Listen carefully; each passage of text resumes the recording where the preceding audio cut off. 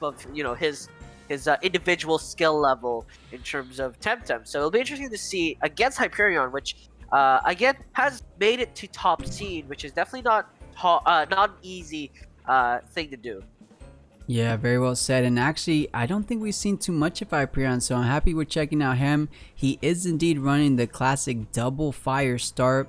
And we haven't seen too much of it in this tournament, but Hyperion's still going with the pig as one of his supports.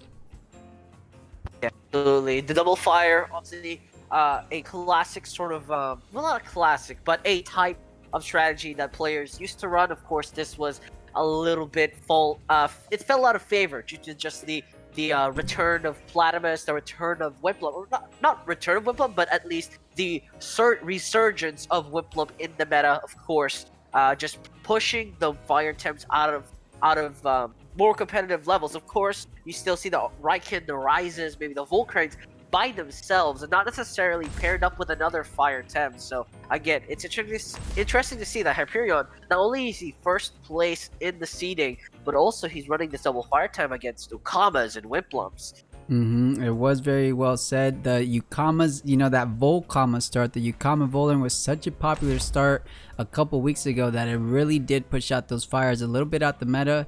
But now, with the Velashes kind of coming back into favor, that double fire doesn't seem too bad these days, and Hyperion making it work for this tournament. Hyperion might try for the Crystal Crasher opening. That's what I call the Velash plus Gaialis. So of course, that is sort of an option here. He does have access to it, and it's not like Velash is awfully pressured. I mean, maybe double uppercuts may arise, but regardless, decides to play standard here. Gaialis with a Pig Epic support instead. Yeah, something like a heat up with that Bamboozle, kind of keeping the Gaialis safe for that very first turn. But actually, Nervoso, we didn't see his full roster. We're seeing it here. Playing something I believe is the only player so far in the tournament playing, which is that Skunch. We'll see how he's able to maneuver it. I see now why he decided to choose to go with the Keannie, because that 4x damage from those mental techniques really put a damper into Skunch's health rather.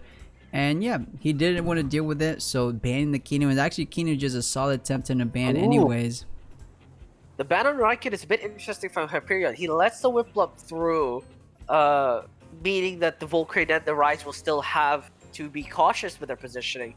But of course, is not concerned due to Gazuma, but instantly the ban on the Gazuma into the pickup on the Whiplup means that the Volcrane and the Rise will have the work cut out for them. Maybe Hyperion isn't really trying to go for this double fire in this game, maybe just put them out there as a bait, but definitely if Whiplup was banned, he would have had the upper hand in terms of typing, because obviously the remainder would be Tuvine, Cerny, Raiken, and Mastion, which are all not very good against the Volcrane. With a high defense character like Volcrane, he would have eaten them just fine. So again, Hyperion, interesting ban there on the Raiken. Probably just didn't want to maybe engage in a Raiken or a Prideful or Motivator. But again, still, it's not over, but it is interesting that the ban goes on the Raiken there. Yeah, very well said. I think he was just scared. Maybe he wanted to pick up Gaialis and the Velash, so having a fire temp pressure those temps down didn't feel right for him, so did choose to do it. I kind of did agree with you there, Blue, banning the Whiplup, keeping his fire temp safe. But yeah, maybe not actually choosing to go with Volcrane, but as I say that, will choose to go with the Volcrane. So guys, here we are. The quarterfinals is underway. As I always say, it is a best of 3 series, so let's see who's going to be taking this very first game 1. Is it going to be Hyperion or Nervoso? This is a number 1 seed versus number 8 seed, so you always get either the steamroll train or you get a little bit of the upset. Let's see how these players will like to get started. I appreciate this Pig Epic being called Deidara, because art is an explosion. As right from Naruto, right? Yeah. I see. Art is an explosion. But regardless, interesting game. Gonna go straight into the heat up. Of course, this was not anything new to begin with. The perfect jab, of course, set up from the Scotch is gonna be very, very solid down the line. But the Ruzel gonna make sure that another perfect jab will not occur. Rushiol, in fact, just to break the Bamboozle, I think, because that is a very low stamina cost. So smart play there by Nervoso just to get rid of that. And of course, Gaialis does have Haito, but against 2 melee Tems, they'll be fine with a hit like that. And if you let the Gaialis stack up perfect jab hits like that, you will not be safe no matter what. So has to be a bit careful there for the Hyperion side. Yeah, definitely. And a big thing to note here is that the Skunch actually managed to outspeed the Pig here. So Skunch having higher speed currently than the Pig on Hyperion side. That might come in huge, right? Because the Bamboozle went after the perfect jab from Skunch there. Bamboozle is, I believe, a normal type, though, so it may have just been a priority thing. But regardless, Crystal Bite will be thrown out straight into the Skunch. The Skunch will be dropped to half HP. A perfect jab again, stacking up those hits, and you can already see the damage already slowly ticking away. The Gaialis getting a bit low. Hypnosis, they're going to shut down the Mashuk, so no follow-up for the Skunch is a bit unfortunate. But the Skunch does have access to Haitauchi. The question is if it's fast. Yeah, I mean, is neutral. They're both 2 prio moves. Especially we saw it there, the perfect jab one more time going before the Hypnosis. So I do think the Skunch has at least 129 speed on it. Unless Hyperion not running a max speed Pig, we could see some of that. But more than likely, most people do tend to run that max speed Pig. But nice, Nervoso just understanding the matchups that he could be facing in those Pigs. So just teching for that situation, and ends up paying off. You know, scared the Gaialis away. Didn't want to deal with that Haidouchi, as you said. Let's see if Grandpa is going to be eating it here. Yeah, Wimplop will be swapped out for the Mashuk there. The Jujutsu does land there. Would have definitely killed the Gaialis if it went off, but Turbo Choreography, the biggest enemy of this sort of lineup. Now Hypnosis available for both Grandpa and the Pig Epic to just completely shut down this the Wimplop and the Skunch. In fact, Hyperkinetic Strike will definitely take out the Skunch. So a swap out is most likely possible here. Tuvine will be a fine swap in, but it might be a Cerny instead. Yeah, I mean, in terms of eating the Hyperkinetic Strike, Tuvine is the best swap out for Nervoso to try to mitigate all that wind damage, of course. But we could just get, you know, another setup turn. Turbo Choreography is online for Grandpa. And Nervoso thinks the Hyperkinetic Strike is coming out. You know, he's just going to do a swap out. So it's not going to be doing a whole lot of damage into Hyperion's Grandpa. So it could relatively be a free turbo play. That's, of course, though, if Nervoso thinks he's going for the turbo and just doubles into the Grandpa. Now we got a dead Grandpa. It was +4 speed, but it's still a dead Grandpa. Nervoso gonna basically accept that he will attempt the Hyperkinetic Strike. Hyperion will, and in fact it does happen. Hyperkinetic Strike gonna connect on the Tuvine, but remember, half damage. Although the special defense is low, it's mitigated by the reduced damage. Hypnosis is gonna shut down the Wimplop, and this is the big problem right now. Unless that Tuvine has a peck or something, it will be staying asleep for this fight. Tuvine, Crystal Plume Gatling is available, but Hypnosis as well on the Grandpa will just force a sort of echo chamber where only one Tem is awake at a time. Yeah, unfortunately though, Nervoso, a lot of people do tend to run energy drink on their Tuvine, so that could be keeping it safe. Right. One Crystal Plume Gatling might be enough. I don't think it's gonna be just enough to do the whole 53% onto the Grandpa there. But on the other hand, the Pig is still here. It hasn't overexerted, and it does outspeed the Tuvine, even if it didn't have the +2 speed. So one Bamboozle should be enough to keep that Grandpa safe, regardless if he does want to attack into it. So yeah, looking like a rather tough position for Nervoso. Those Hypnosis coming in so clutch for Hyperion. Having the speed advantage just gonna get even harder because Turbo Choreograph again on the Tuvine, on the Grandpa and on the Pig Epic, but Peck does go on the Wimplop, waking it up. Really needs the sharp brain to drop. We'll see if it kills it. No, it's not. Not enough there for the side of Nervoso. However, Wimplop is awake. No matter how fast you are, this Wimplop will definitely get another attack off, and I think Hyperion, he has to take his bearings and leave with a very, very fast bird. Yeah, very true. It is a +4 bird, and man, that would have been such a good play if the sharp wing was just enough. Usually, I mean, Wimplum does hit super hard. I wasn't surprised if the sharp wing actually did take it down, but doing a little bit less damage than I thought, so perhaps a little bit less special attack than some of these other Wimplumps already running. But like you said, Blue, the Wimplump now does have alert, so it doesn't have to worry about anything to do with hypnosis. So the question is, who is going to be swapping out for Grandpa? It might be pretty safe to do something like a Tsunami, knowing that 2 of the options are a fire. But as well, I think a Tornado might just be the better line of play. There is a lot of question marks with how Nervoso wants to play this. Of course, does threaten a kill on the Grandpa, but of course Hyperion knows this. And even if you are faster, Wimplump can't be put to sleep again, and that is sort of the big question mark.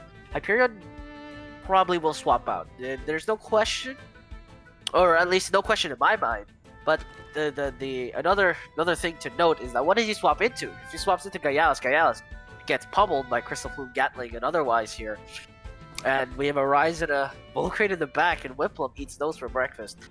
Yeah, definitely. I mean, something to keep in mind as always, the pig is +4 speed, so obviously way faster than Nervoso's current Tems right now. So there's the Bamboozle's always enough to take care of at least one of those attacks. But if a double up occurs, let's say, you know, the Wimplump goes, drops the Bamboozle, and then 2-Vine with the Crystal Plume Gatling should be enough. Yeah, unfortunately though, the Pig Epic doesn't have a sweatband or anything of the like. You can see its stamina pools already deteriorated from the start of this match. So again, I don't think this Pig Epic will be able to hold out in terms of defensive capabilities. It just doesn't have the stamina. So this Pig Epic will probably also be swapped out eventually. It's going to have to, unless, you know, you just want a Pig Epic here. But I don't see it staying here, as most people just ignore the Pig Epic, usually, especially if it's a full-on dedicated support. Yeah, and Hyperion thinking carefully about this play, just exactly what he wants to do. You know, what he does have going for him is that Hyperkinetic Strike is online, so you kind of do want to swap out that Grandpa, preserve that crazy Hyperkinetic Strike at a +4, right? +4 Hyperkinetic Strike is going to be super amount of damage, even against some of these wind temps here. So yeah, as we've been saying, the #1 question is, who do you replace? I mean, Raze doesn't seem too bad. You do got the Water Tem and Wimplump. Oh, but... it does bring out the Grandpa. This is so dangerous though. If Crystal Plume Gatling connects, it will be devastating. But obviously shutting down the 2-Vine. The exact right play there for the side of Hyperion. But luckily Tsunami does connect. So it does a little bit of damage. But now the Gyalis, stamina hungry. It is ready to strike once again. This 2-Vine is asleep, and so unfortunately cannot take advantage of the defense reduction. I don't think Wimplump has an attack move, or at least in his kit at the moment, I doubt anybody runs an attack move on Wimplump. Yeah, what a brave play coming out from Hyperion. A lot of people don't risk it. A lot of people don't want to do Hypnosis onto 2-Vine because a lot of 2-Vines do tend to run that energy drink, as we mentioned. But Hyperion risking it and actually getting rewarded for it. 2-Vine will be put to sleep for this turn and the following turn. So just like you said, Blue, Gyalis is online trying to get that Wimplump out of here. It's already heated up. It is -2 defense, but nothing's doing physical damage currently on Nervoso's board. A swap out does happen. Wimplump will be leaving very shortly into the Mashuk. Gonna start uppercutting into the Gyalis. The 2-Vine as well is forcibly swapped out, lest it go down to a Haitauchi, and the Scunch will be eating that actually. So we'll see how this works out. Bamboozle will be thrown out. The overexertion is costly. Well, not costly, but will force the Pig Epic to be unable to do anything next turn. Actually, Crystal Blight connects on the Mashuk, and the Mashuk will eat that just fine. Parrier keeps it above 50%, so another one of those wouldn't be lethal. So you know, it has no kill potential currently. I mean, it's rather safe. It did get off the Bamboozle, but just like you said, Blue, Pig is overexerted, so not going to be able to get off too much, or, you know, anything for the next turn. So I think here we could be seeing the Pig swap out for something like Raze. Just drop the speed on both of these Tems. You do perhaps run the risk of a Haidouchi incoming into that slot, though. Could be doing a decent amount of damage. You know, usually when your opponent Tem is Bamboozle, you kind of just ignore it because with that new change in Bamboozle, it's only for 2 turns, right? So you just let it run out by itself, just attack the other Tem. We'll see if Nervoso wants to do something like that, but decides to swap out instead. Ooh, Sharp Stabs connects on the SnrPlat. SnrPlat has a decent defense, but Callosity starts proccing. Toxic Spores actually connects on the Grandpa! So it's not even the Pig Epic, but already unfortunate situation coming out for Hyperion there. Thought he could get a sneaky one, pull a fast one with the Grandpa, but no. Grandpa is doomed to die. Of course, it is quite fast, so it will go out with a bang. But yeah, quite unfortunate there. Yeah, it is doomed to die, so Nervoso with the solid read there. I mean, Toxic Spore onto Pig was a solid play anyway, but at least the Grandpa does indeed have that Hyperkinetic Strike. A +4 Hyperkinetic Strike will be taking down the Mashuk if it wants to stay in.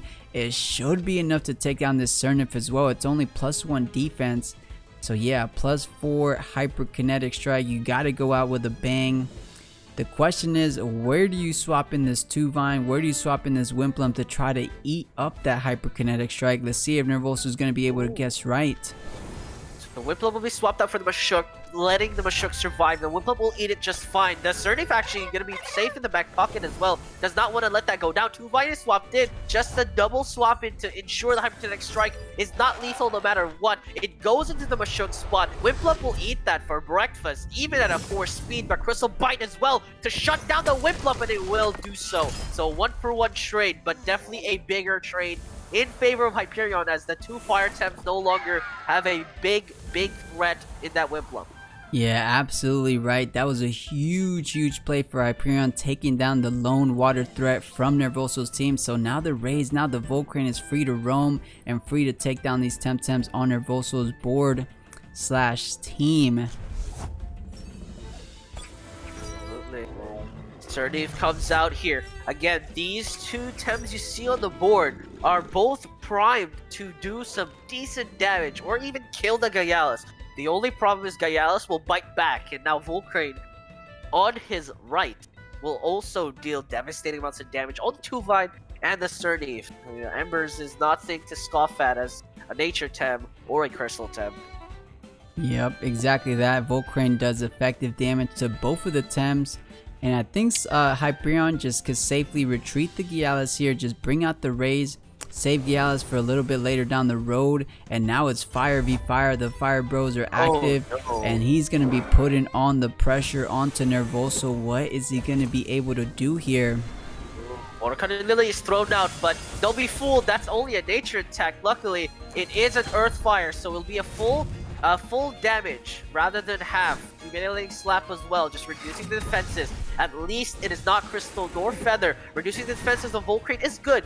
Again, the defenses of the Volcrane is insanely strong, so even if it's neutral, even if it is a full, even if you do the full damage your move does, it still feels lacking. Yeah, Volcrane's defenses are quite high. But now the question is, do you keep this 2-Vine in here? I mean, 1 more Embers from the Volcrane should be enough to take it down, so it might be a risky play. I think he just wanted a humiliating slap tip for maybe the Watercutting Lily incoming into the spot. Oh, yeah, perhaps there. But look at that. Pig Epic comes back out here, probably has most of its stamina back at least. SnrPlat and the 2-Vine will be swapped out for a later date. Unfortunately, I'm not sure what they're going to be doing later down the line. But Mashuk and Scunch will be back out here, maybe to set up some Inner Spirit double bang. Just obliterate one of these 10. Yeah, and really cool tech there. We saw the Fire Flame, so more than likely, you know, the players that are indeed running that Fire Flame are more than likely, as I was saying, a special attack Raze. We were seeing a lot more of those during that World Cup competition, so Hyperion taking a page out of those book and built one himself. We'll just see how strong the special attack goes when he releases that Fire Tornado. He is at risk though. He is at risk of something like a Hidouchi from Scunch. We saw the Scunch outspeed the Pig, but of course the Pig being at +4 speed, you're gonna be relatively safe with the Bamboozle, because Scunch goes first before Mashuk. I'm pretty sure that's how we were saying it throughout this whole game 1. So that might be the line of play for Hyperion. Just keep the race safe, and then you get a solid fire tornado damage onto either the slot. Should be doing a good amount of damage. I think onto the Skunch, it probably kills there, over 30%. Absolutely, Skunch may not be able to eat that fire tornado, but Tuvan will be swapped in for the Mashuk. A lot of swapping here from the Nervoso side. Tornado gonna connect. Predicted that the Mashuk would eat that, but the Tuvan eating all of these attacks is not a very good sign. Perfect jab connects on the rise, just softening it up a little bit. But if you lack the damage output to secure a kill, now I'm not sure if there's anything to follow up with the perfect jab, because Skunch will be going down as well. Mashuk is in the back pocket, but how much more time are you gonna try and buy here? Tuvan, I'm not sure if you can deal damage enough damage to the rise. We'll see what Nervoso does here. SnrPlat comes out, and this is looking a bit rough. Yeah, definitely looking a bit rough. I think the idea behind Nervoso's line of play was that Rise, he thought Rise was most likely going to be swapped out, so just get the value with the perfect jab in any position, or he was just trying to break the bamboozle with a low stamina move, was probably more what he had in mind. But yeah, fire tornado, as we said, more than enough to take down the Skunch. So out comes the SnrPlat. Oh, and it was revealed. Oh no, I thought he was going into Tuvan, but instead just sleeping the SnrPlat and just Hypnosis doing too much. Fire Flame taking down the Tuvan, and these fire temps from Hyperion just doing so much against Nervoso's team.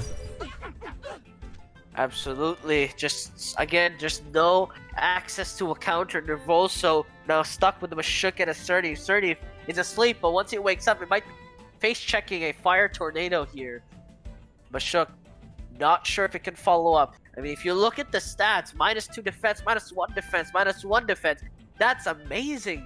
But your physical attackers are all falling like flies. The Tuvan took way too much damage absorbing all of those hyperkinetics, all of those tornadoes, all of those wind attacks. And again, Tuvan, yes, it's a wind type temp, but its special defense isn't anything to be proud of. And if you let it face check too many of those, you will be left lacking in terms of HP. Tornado will connect on the Mashuk here, will try and secure the kill. It survives at 2.5% HP, which is a good thing. The code keeps it alive. Fire Flame, though, gonna make sure that kill stays secured. And now SnrPlat against two fire temps, a Pig Epic and a Gaialis, does not seem very likely here. Yeah, Fire Flame is one more time online. There's no attack that SnrPlat can do to one-shot this Raze, so Raze will be able to deploy this Fire Tornado here in this next turn. Double kick, trying to do what it can, but Fire Tornado isn't going to be doing 60.5% damage. There's no special defense reduction, and yes, it is effective damage. So GG Hyperion taking that very first game in the quarterfinals. Absolutely securing that like 10% HP with half their stamina. It's just not as effective as, again, just a stacked team of 3. And I think that's what happened there. Was Nervoso was trying to juggle temps that can eat attacks rather than countering with a trade or countering with his own damage output. It just felt lacking in the end. Yeah, definitely agree with that. I mean, one thing to note, I think a big takeaway too was just all the hypnosis, right? I think Grandpa was able to get one. The Pig got off like 3 hypnosis, one on the initial Mashuk, one on the Tuvan, and then one onto the SnrPlat in the end game. And I do believe that was the key difference as well. You know, looking at Nervoso's team, something that we did not note is that Nervoso isn't running any of the typical Fantastic Four, so we do got to give a lot of credit out to Nervoso making it to top 8 without any of the Keanues, Gaialis, Volerin, or Pig. Yeah, it is admirable, right? I mean, you don't need the F4 to win games. So, I mean, a lot of really good players have already proved this. It's just how you utilize it, right? Just because, if I could find a comparison, it would be like wielding a sword versus, let's say, a kukri or a hooked scythe, right? They sound weird and they sound like they wouldn't do as much, but just because a sword is more commonly used does not mean a kukri or a scythe are not usable, right? They're just or can't do damage. Yeah, exactly. You just need practice with those sort of types of weapons, especially if they're specialized to beat certain other types of weapons. And it's all about how you master them, how you figure them out, how you play with them, right? And again, I think it's a decent comparison to, you know, just practicing a unique play style is definitely the best way to go about it. Alright, so looking at what they decided to ban here, the Grandpa, speaking, you thought it was the MVP, so I think so did Nervoso. The Grandpa will be banned as well as the Rays. The Rays was such a problematic temp for Nervoso too. Those fire tornadoes with the Rays being special attack invested were doing way too much damage, pretty much one shot that SnrPlat, and was just doing so much as well with the minus speed too. So we won't be seeing those this game. Let's see if it's going to be making a difference for Nervoso. Absolutely, it's quite interesting. This time, Keannie is second picked up, lets it through. Nervoso, his first ban previously was a Keannie, but decides Grandpa is the bigger threat. Force, as you mentioned. Wimplup as well, still picked up.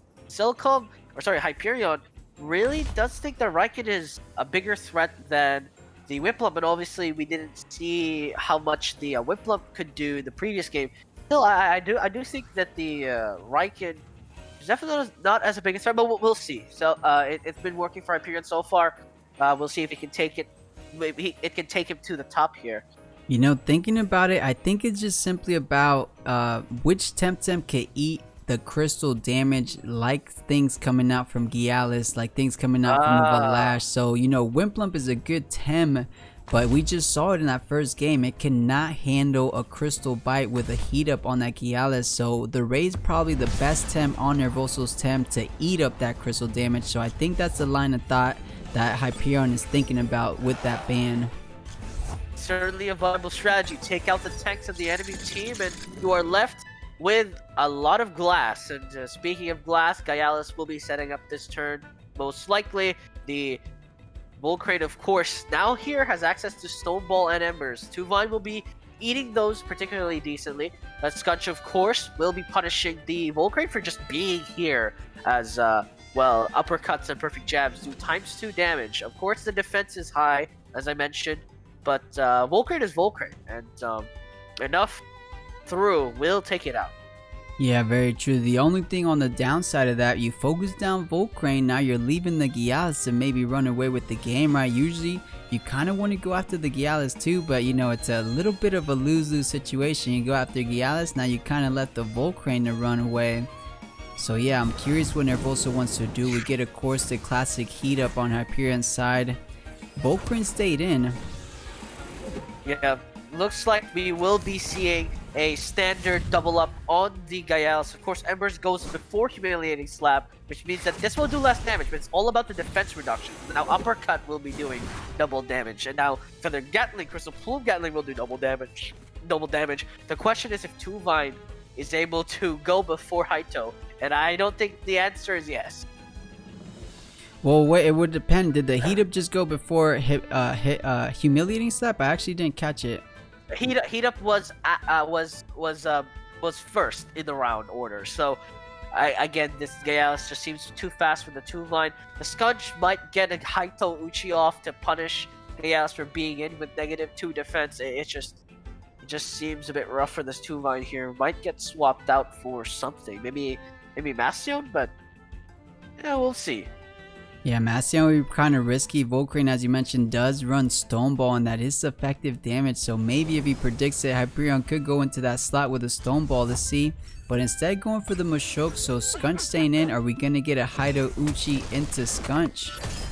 Or from the Scunch? Bite actually goes Scunch. Ooh, yeah. Perfect jab. Ooh, interesting.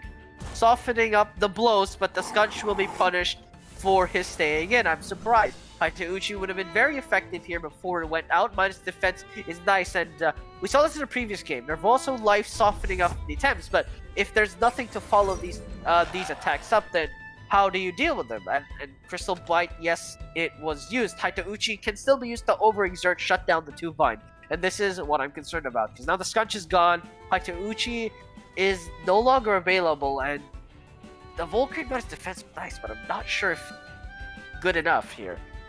Yeah, I think the line of thought that Nervoso had, he said with -2 defense on the Gialis, it has to be switching out. Any of my attacks going into Gialis most likely will take it down. but Hyperion just staying in with the Gialas, making the unreasonable play, and it ended up going his way either way. Cause yeah, Gialas took no damage that turn, so I think that's what Nervoso thought was gonna be happening. He swapped in the 2-Mind to swap in the Whip-Up. Again, that's just sort of some strategy I'm really confused by, because then he just misses a turn here. Hatauchi will be thrown out, the Whip-Up will be eating that just fine here. Will be put to sleep as well. Overexertion, Gialas, of course, as Embers is thrown out, but Whip-Up will be fine with that as it wakes up. Maybe perhaps swapping the 2-Mind to force Hatauchi out, of course, is a solid play as well. But, yeah, no, it is a solid play just to bait at the Hatauchi. This Whip-Up, though, will have his work cut out for him here. Yeah, Whip-Up not necessarily as important as it was the previous game against the double fire, but still pretty valuable here. Unfortunately though for Hyperion, he did have to overexert to get that Hatauchi off, so we know no damage is coming out from Gialas, but the Whip-Up still deciding to retreat here for the Mastion. Let's see what Hyperion decided to do. I thought we were going to get perhaps a Tsunami just in case the Volcrate stayed in. Maybe it will be a double swap though. Yeah, looks like Hyperion will be swapping out the Volcrate and the Gialas for the Keannie and the Gazuma, just setting up the Gazuma for future use here. Perfect Jab will be thrown out, but the Keannie will be eating that just fine as well. And the swap out, this is what I was talking about. Nervoso is not outputting damage. If you notice, if you look at this team on Hyperion, they've all been debuffed, which is cool. But if your team is dead, you will not be able to capitalize on this. And again, Hyperion just gonna get swapping out here, just making sure that his Tems are just solid in terms of its positioning. Urushiol is nice, does a lot of damage on the Keannie, but Hypnosis will shut down any further assistance with the Mastion. So Mashuk will be by his lonesome here for this one. But the Keannie might go down as well. I don't think that was enough though. I think Keannie will survive at 1% HP if another Urushiol comes out. Yeah, I don't think it did enough because it was also with a perfect jab, so definitely way less than 50%. But Hyperion doing really well there. And actually, did you get a look at his names? It's so confusing. His Keannie is named Gialas, his Gialas is named Pigapeg. Really trying to throw a curveball to his opponent. Confusing even me. But we're They're catching like, on. he swapped out into Gialas, so wait, it's Keannie. Yeah, you know, Nervoso thought, oh, 5-head read, I got Mastion into Gialas. Nope, it was the Keannie. Yeah, Keannie sleeping the Mastion, so no energy drink on that. Hammer time will be brought down, and now the pressure is back onto Nervoso. Stone Ball is active on Volcrate, so we'll be doing at least 30 to 40%, if not a little bit more, onto the Mastion. So, in a situation like this, again, Nervoso has to swap out for the Mastion for the 2-Mind into a Volcrate. Again, these are sort of decisions I am concerned about. Perfect Jab is thrown out again on the Volcrate, just setting up the squishies. Revitalized though, making sure that the Volcrate will not be in a worse spot. Extinction on the 2-Mind. And the Mashuk is so horrible here. These are your main attackers against this composition. This will be rough. Yeah, that was a rather big play. I didn't think we were gonna get some extinction spice in this tournament, but Volcrate, you never know what to expect in that move set there. Extinction is one of the egg moves, and deciding to deploy, and just like you said, Blue, I think it was huge to get it off on Mashuk. He doesn't have any wind pressure like he did last game. The pig, the grandpa, the Mashuk was the biggest threat, and now it has been extinction. So in just 3 turns here, no matter how much HP it has, it will be going down. Same with the 2-Vine, but Mashuk, as you mentioned, Blue, was the #1 priority for Hyperion and doing an excellent job in prioritizing its death. And there you go, and within the next 3 turns, at turn 10, it will be going down. It did come at the cost of Keannie, but who knows, maybe Keannie was just gonna have a good old sacrifice as well. So it doesn't matter too much. It was just huge to get it off on the Mashuk, as you said. Oh, this is rough. He has to get his money's worth in 3 turns time.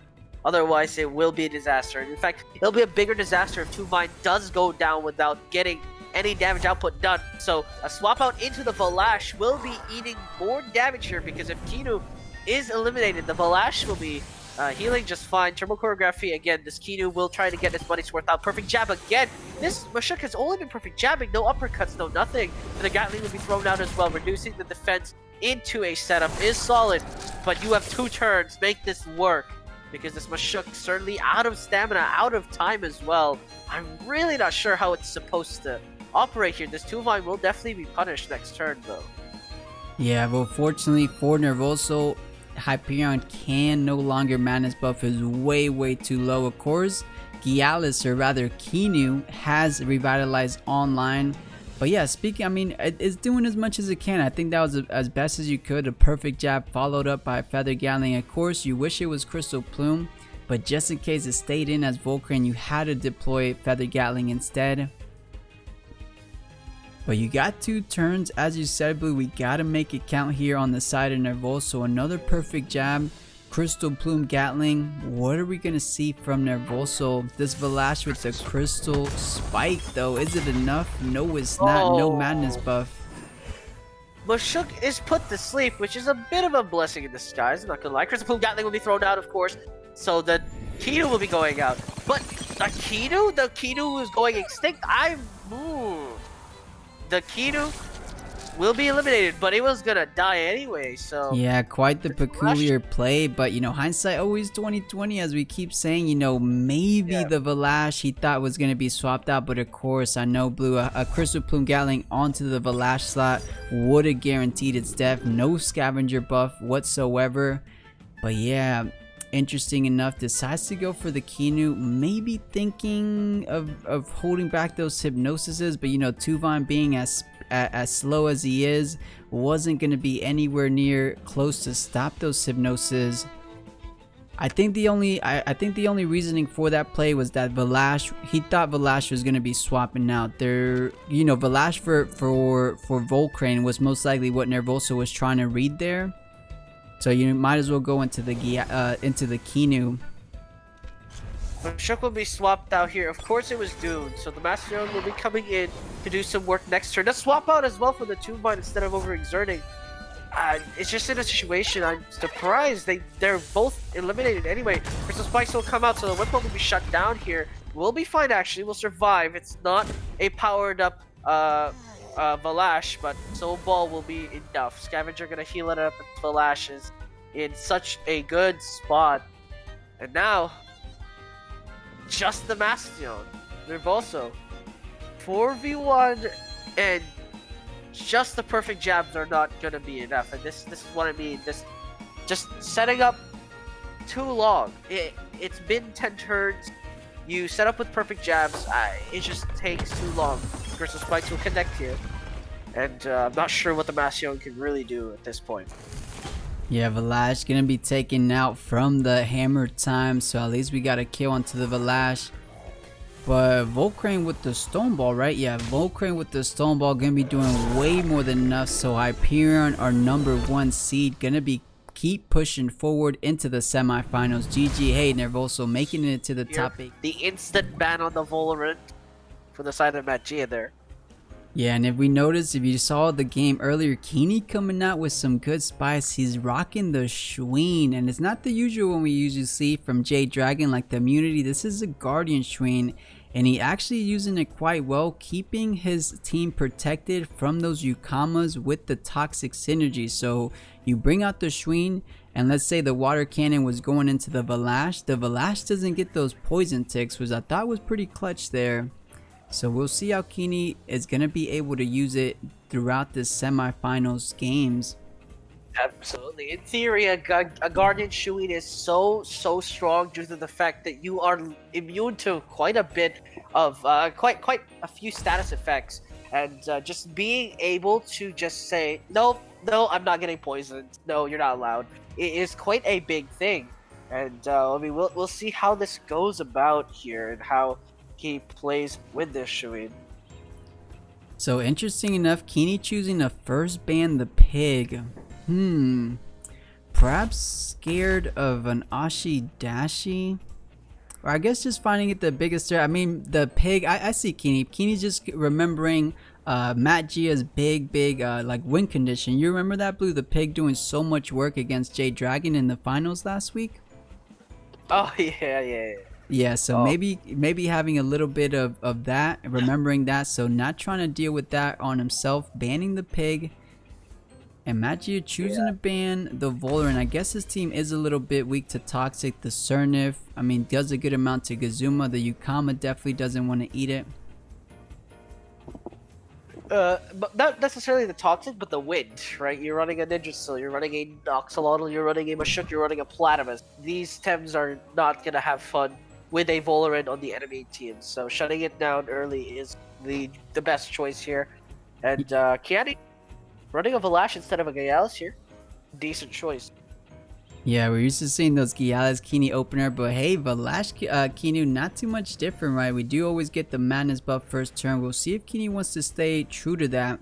It might be a bit dangerous, right? We saw it before. We saw it where people do get a bit greedy. They go for the madness buff, and looking at Magia's team right now, something like an uppercut followed by the water cutting Lily might be enough to take down the Valash. Both of those are physical techniques, so even if you do get the madness buff off, it won't be protecting it too well. Oh, so the Valash will be the sole carrier of raw monster damage for the side of Keannie. We'll see if he's able to pull it off against Magia. Again, previous champion. We'll see who needs the Fantastic Four when you have, well, really everything else. Yeah, exactly that. So guys, we are here in our semi-finals. This is the game 1 of this best of 3 series. One of these players is going to be moving forward into the finals. Magia just was in our finals. He actually won the tournament last game. He told us, guys, he said, I want to be back-to-back champ. Well, you got to get through Keannie. Keannie coming in 3rd place in the World Cup, so super good player himself, so it's gonna be quite the battle here we have in store. Let's see what they started to do in this very first turn. Get up, and we'll see swap out course, just avoiding really any damage output here for the side of Keannie. And I mean, Volcrane is gonna eat that just fine, and just some solid trades overall here. Yeah, very solid. And yeah, we saw here, so the beta burst only doing about closer to 40% onto the Mashuk. And yeah, Magia, just in case the Valash did want to stay in, just doubling up onto that Valash slap. But yeah, Volcrane got switched on to try to eat up that damage, but not eating it too well. The uppercut's still doing effective damage onto it. We'll have to see. Volcrane is already below 50%, which means another volley of those will definitely not be a very fun time. And so we'll have to see how he consolidates for that amount of damage being punished here. Still in an okay spot, of course. Swap outs are possible, and this is Keannie we're talking about, right? So absolutely not over at this point. Yeah, very important turn nonetheless though for these Tamers. So we just saw another double up on the Volcrane. It can't handle it, right? It's over 50%, so it will go down. So Keannie does know that. So what does he want to do? You know, you got 2 water Tems in the back, not looking too good. The only other option is Valash. Oh, this is a little bit of a rough position for Keannie. This Sernif is actually a really good matchup for Keannie's team so far, so I think Keannie wants to try to prioritize taking it down. But a little bit easier said than done with those Shy Shields coming through, increasing the defense. Absolutely, preparing for that Ember Strike and Callosity as well. This Sernif will be nigh indestructible, and it looks like Magia, his flavor of the week, at least this time, is really tanky front line. Yeah, already at a +2 defense, so starting to set up his Sernif. And yeah, the only direct answer is that Volcrane, and that's all physical damage, so that +2 defense coming in clutch. The only answer right now directly to the Sernif is that Valash, the special attack Valash. We'll see if he's going to be able to get off a madness buff later on, or just solid damage from the Crystal Spike. But I think switching out the Schween to eat up the Aquatic Whirlwind directed to the Volcrane, so good read for Keannie there. Oh my god. This is such a monster duo. The Platypus and the SnrPlat. He has to somehow dislodge this combo. Keannie absolutely with the shoeing eats it just fine, but if you look at Keannie's team versus Jegue's team, his way of dealing damage are not as effective. Of course, Tornado is still available here against the Platypus, but he has to dislodge this combo somehow, or at least dislodge the SnrPlat, which is the main problem at the moment. I think it is hard to gauge to his current position. Yeah, I mean, the thing going for Jegue is that Water Current Lily coming into any of these slots is going to be doing a huge amount of damage. We saw how much it did to a previous Wimplump. It's not enough to one-shot it. It might be enough to one-shot this Schween though, depending on how much attack TVs the SnrPlat does have. I'm kind of feeling that Keannie might have to double switch here. It might be too soon. Maybe to try to switch in Valash where the Water Current Lily is not going to be. And then you get Valash Keannie out again. I feel like just another buff onto Valash, which is your pure win con there, might be a better line of play here. Let's see if Keannie's thinking about the same as I am. So Valash will be swapped out. No Madness buff yet. I don't think so. Keannie as well will be coming in, so double Perfector buff on the Valash already. But again, my question is when this Valash will come online. Is Water Cutting will be thrown out here on the Keannie. Keannie will eat that just fine. Sharp Brain on top as well to throw out. We'll see where that goes, and it's eaten by the Keannie. So Keannie will be taking that in kind, and Valash Madness buff into Revitalize is a play, and it is a very good play in this position, I think. Yeah, that was an absolutely beautiful play for Keannie, knowing that Wimplump was much more of a threat than Schween. So more than likely Jegue wants to gun down the Wimplump, so directed all the attacks towards Wimplump. So Keannie coming out in that slot, and it just so happens to work out perfectly. So the Schween being a little faster than the Wimplump, so Valash able to come out before the Keannie, guaranteeing off the Protector buff onto Valash. So yeah, just a perfect play for Keannie. Starting to set up his Valash really well. Slowly but surely, this might be becoming a raid boss Valash very soon within this game. I'm sorry. Go ahead.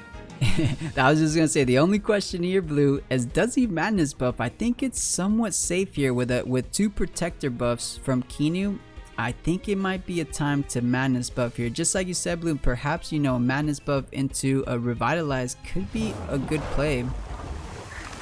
Absolutely. Aquatic Whirl will be thrown out again. We'll see where that goes. Probably on the Valash. So Valash will be eating that, but the defenses being really high are actually so effective here. You can see Jegue refuses to let this Valash go for free. So damage output is solid, but overexertion is a danger, because Revitalize will just say, oh, what was that damage? That was gone. Immediately, Madness buff will be applied as well. And 4 special defense. And guys, it was just official. It might have seemed like an early... That was just a surprise. Honestly, it was just surprising that he went out so quickly, especially after a single Madness buff. If that was a double Madness buff, I would understand, because as we've seen so many times, double Madness buff into spikes is insta-game. Insta-game's everything, really. So yeah, I think the biggest thing was just that he had overexerted, right? So there's no pressure coming onto Valash. So even if you switch out, taking a look at Jegue's team, and nothing on his team, maybe the Mashuk a little bit, eats these Valash crystal spikes, right? He doesn't have any fire temps. He doesn't have the Volcranes that eat up crystal damage. So I think Jegue was just thinking a couple turns ahead, like any switching into, it's gonna get a crystal spike straight to the face. So I kind of see it. I agree with you though, Blue. You never want to concede too quickly, because you're assuming the worst. You're assuming that your opponent plays perfectly. If they end up, stumbling along and end up giving you some kind of advantage, you never know. So yeah, I agree with you there, Blue. The other problem that I find with insta conceding like that is that you don't establish something your opponent can fear about. You basically, conceding early is the equivalent of giving your opponent confidence, right? It is the equivalent of getting knocked out in the first round, or at least going down in the first round, because you're basically saying, hey, I am suddenly shaken. right? If you're shaken by a single Madness buff Valash, if you feel like the game is over, you might as well play it out because you might potentially force the player's hand, maybe change his bans, because it feels like a repeat of history right now. Yeah, I was just about to say that, Blue. I thought we were going to see some different picks and bans, perhaps ban that Valash, but Keannie still picking up the Valash Keanu here, and Magia doing the identical start as before, but maybe playing it a little different here. So Keannie swaps, okay, so double swap on the side of Keannie. Yeah, the big problem now is just has a Gaialis as well, so we'll see how this goes about. Water Cannon ability will be thrown out here on the Gaialis, but no setup, of course, has been done yet, since Gaialis will be, won't be very safe. We'll get one shot next turn, but the Shuin, of course, Crystal Bite, does have, has access to Misogi. I'm not sure if any Shuin run Misogi at all, so I don't know. I'm not sure if they're going to be running. I actually think if this Gaialis wants to get off a heat up, you have to bring in Keanu. Obviously, you're not going to survive another double up for Magia, but that's something Magia has in mind. Are we going to get the Keanu in there? Maybe not double into Gaialis, but you kind of, with these Temps on the board, you don't want to double into Keanu as well. But that's, of course, assuming the Keanu comes out. I'm just trying to think.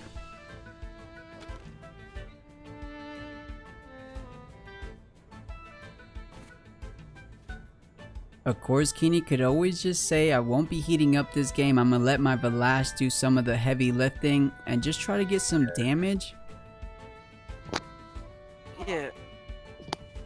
Because perhaps even if you get the heat up, you're going to just be super, super low within just like one shot away from getting, from getting knocked out. I mean, this is interesting. Magia definitely does have the advantage in terms of how much damage he's already done. The Valash, of course, not set up. The Gaialis is not set up either. Then the thing... I mean, yeah, definitely right now Keannie has to find a way to at least set up one of his sweepers. I mean, the whole point of these sweepers is to get the ball rolling. I mean, Gaialis could maybe just hide to Uchi, to Crystal Bite, but, I mean, we'll see. Yeah, so pretty important turn here. Does the Gaialis want to heat up? I mean, it would be an ideal play for the long game, but then you're kind of risking your Gaialis getting really, really low. You won't die if you get something like the Keanu buff on, but maybe, Keannie knowing this, maybe the 5-head play is swap out the Gaialis, leave the Schween in. This is going to be tough. So yes, the Gaialis is going to be swapping out for the Keanu there. So yeah, these are indeed the mind games. Let's see what Gia decided to do.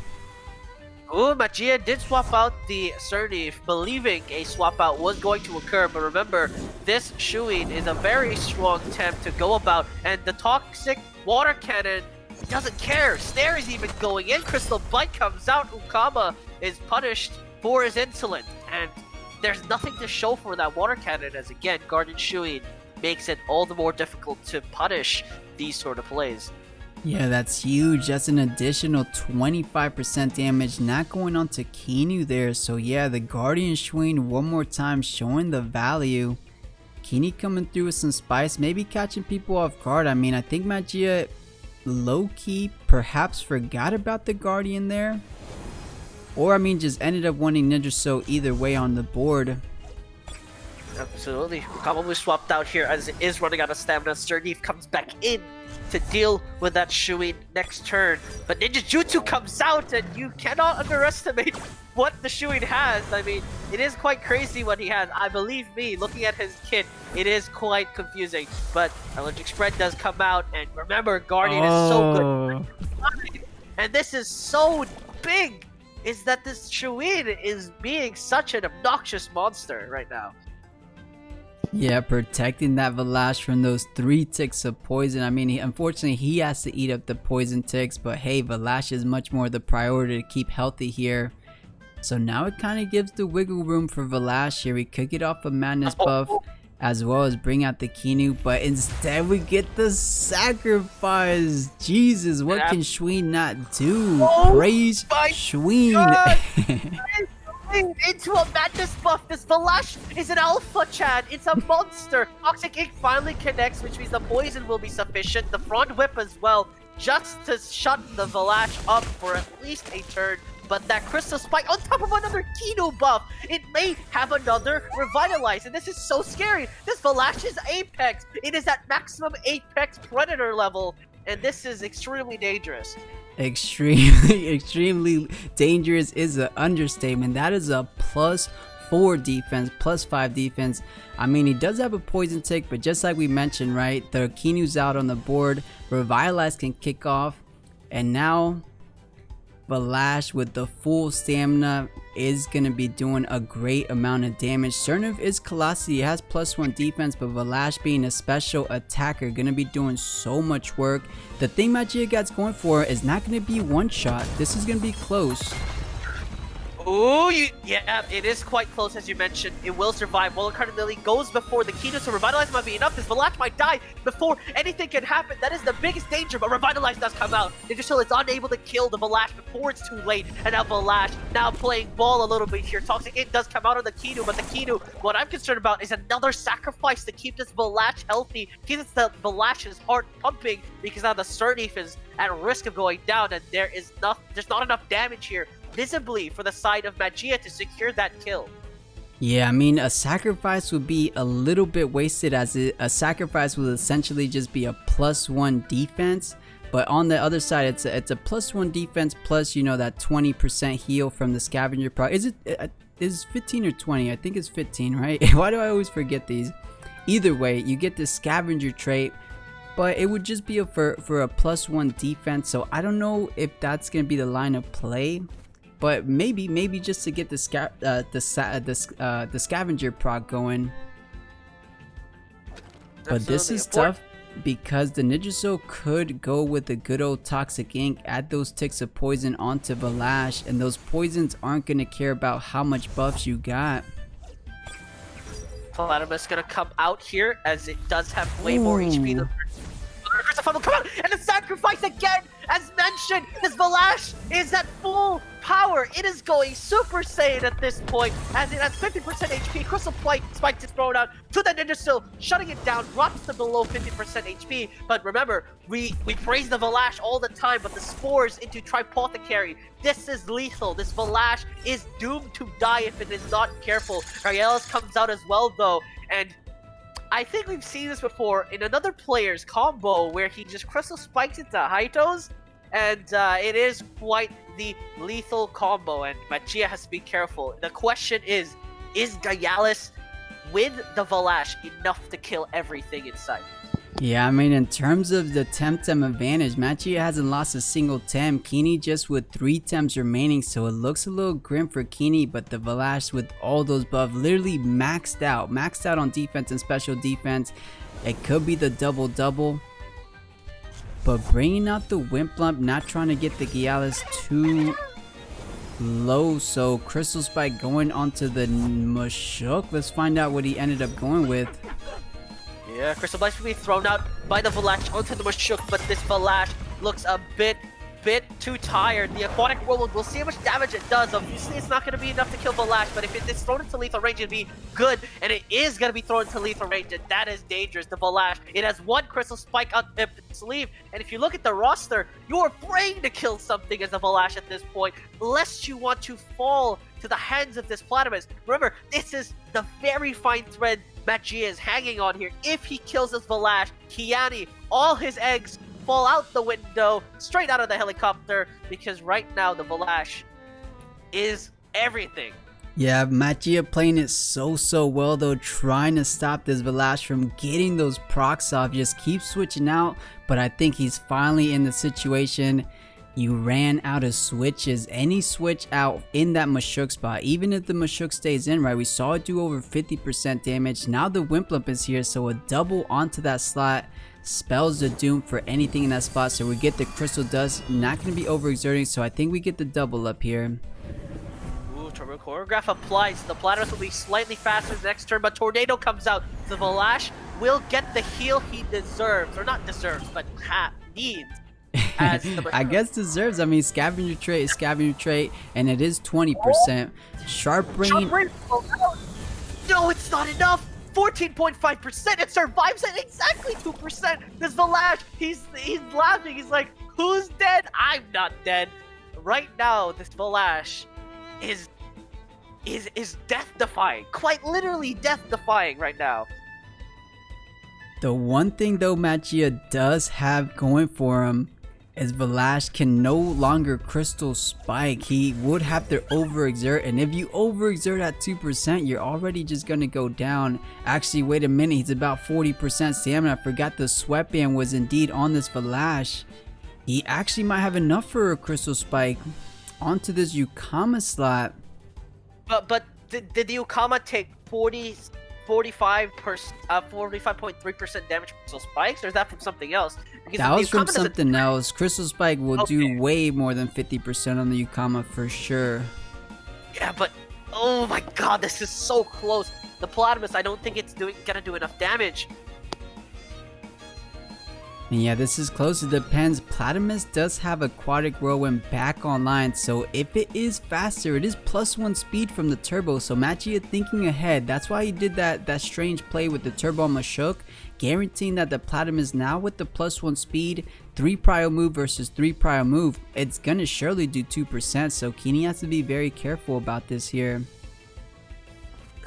Yeah, I mean, Keannie, his Valash has dodged death so much. The Grim Reaper is mad, but Valash is not dying this time. Gyalis will come out instead, will bite the bullet. If Aquatic Whirlwind was used here, the Aquatic Whirlwind will be so big, but Rushol instead on the Whiplum actually, on top of a water cannon to secure some decent damage onto the Gyalis and onto the Whiplum. But remember, this Gyalis is quite a speedy boy himself, so a high toe, like crystal spikes and crystal sharp stabs, it's still okay. And the Blizzard, it clears Platypus' HP so quickly. Ooh. This is so scary. Yeah, super scary. I was just about to say, man, this Platypus might be the key to turn things around for Jegue. You're holding on to that aquatic whirlwind. You know that it does outspeed the Valash, so you're able to hold on to this Platypus. But I don't think you're going to be able to with this Wimplump on the board. That was just a Blizzard, so now we know a Tornado is back online, and a Platypus will surely not be able to take enough, you know, surely won't be able to handle that Tornado. And nothing currently on Jegue's board takes care of the Wimplump, so keeping the Platypus in here. Just speeding up here. We'll secure the kill on the Gyalis. Surely the Aquatic Whirlwind will take that out. Gyalis is unable to do any more. Cannot perform any kind of damage output, in fact. But the overexertion Platypus is forced to 1%. A Tornado is a bit wasted here from the Wimplump, but regardless, kills off that Platypus. And I think the biggest thing to take note of is the fact that the Valash has the stamina to fight back, but the Ukama is sped up. Is this Ukama? No, go ahead, Boo. You're just about to say it, right?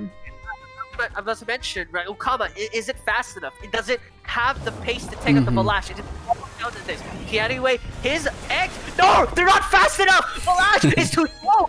Ukama will take that whip out of the sails. Valash, the big boss, he tried so hard to invest everything, and everything. That was an absolutely beautifully played from Jegue. Oh man, doing as much as he can, but with the Sernif in the back, he will be gaining the victory. That was such a beautiful play. Gain the turbo off, you know, you Aquatic Whirlwind on the Platypus, but now you got Aquatic Whirlwind on the Yukama, so that +1 speed coming in so clutch. And yeah, even with, wait a minute, with a Tornado? No, a water cannon should surely be enough, yes. And guys, we got ourselves such a good game. That was so intense, guys. Back and forth. He dodged death way too many times. And unfortunately, he did not dodge death the last time. And we'll see if Jegue is able to stay it consistently.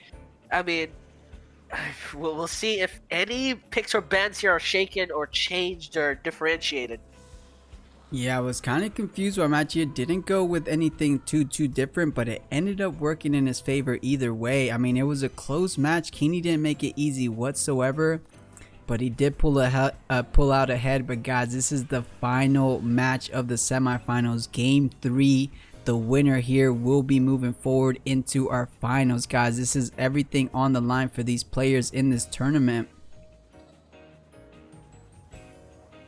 Absolutely. Such a rough position for both players. Obviously, the first game was a bit of a forfeit. Jegue said that super buff Keannie with without a setup on my end was unfortunately infeasible. I mean, he had to take it on regardless. Keannie said, if you're not gonna fight it in the first game, you better fight it in the second game, right? So it is quite interesting in that sense that Jegue avoided it in the first game, but it still came back to haunt him. And the removal of the SnrPlat is a different change of pace. And Keannie says, no, Velash will be my first pick, and I refuse to change it. Yeah, it looks like he's allowing the pick to go through. We'll see if that's going to be changing things up, but I think Keannie wanted to prioritize. You know, it was revealed in these past 2 games that the sweatband target for Jegue is the SnrPlat, so taking care of the sweatband target is never a bad idea, of course. And it pressures the Schween, it pressures the Wimplump, so obviously a solid ban there. And we've seen Keannie start every single game throughout the semifinals, so a really good fan and is making it work really well.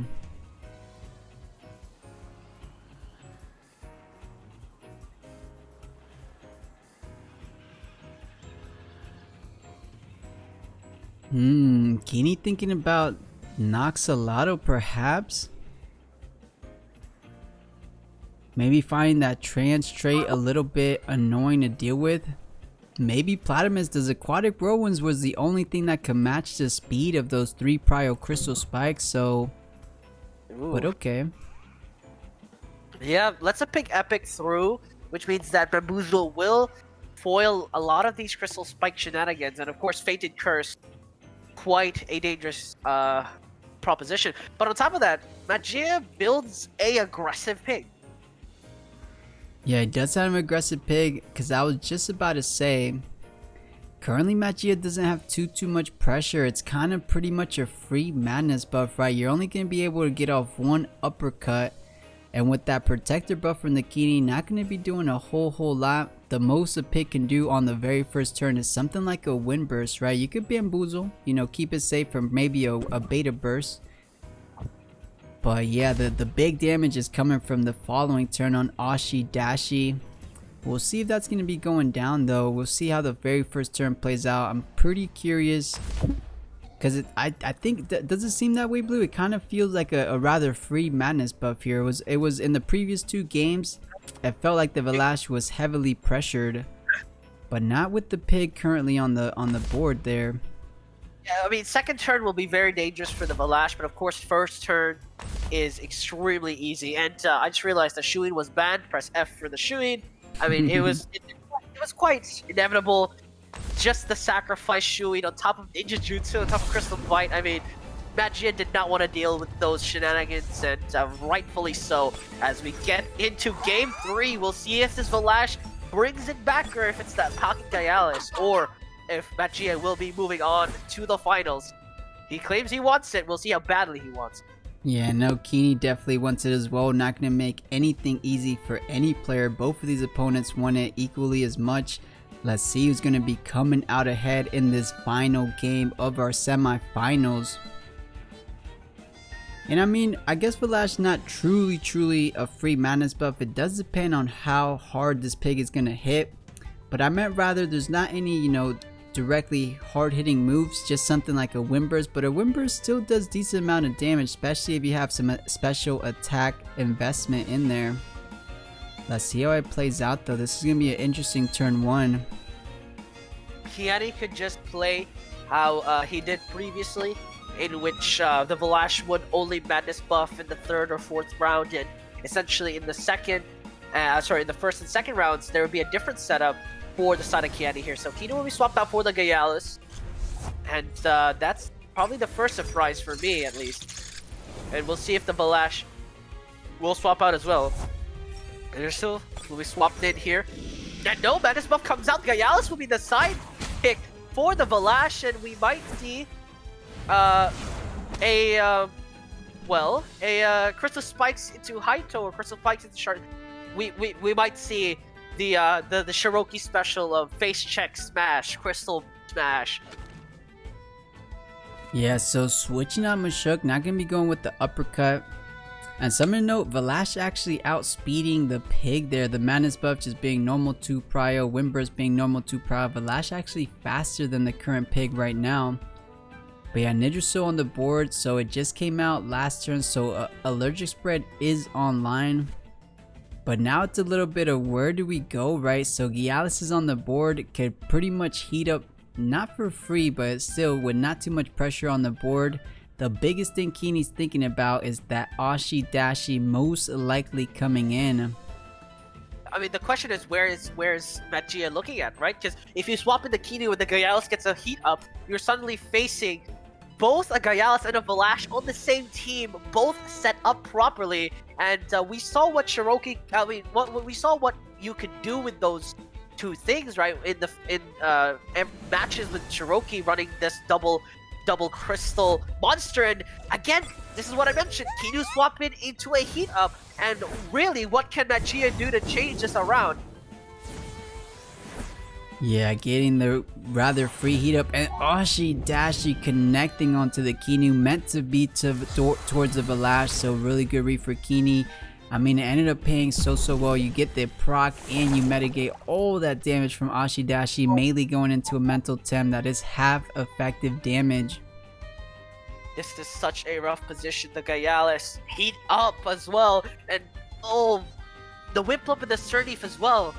We could potentially see Keannie decide to back pocket these monsters and bring them back out once he feels ready.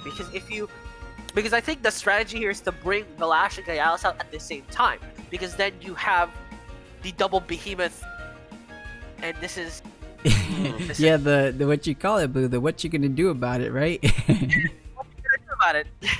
Exactly. Because exactly that, what are you gonna do? You gotta double one of them, but then you leave the other one pretty open to just take you down. But there we go, the Surnif is gonna be coming out for the Keanu.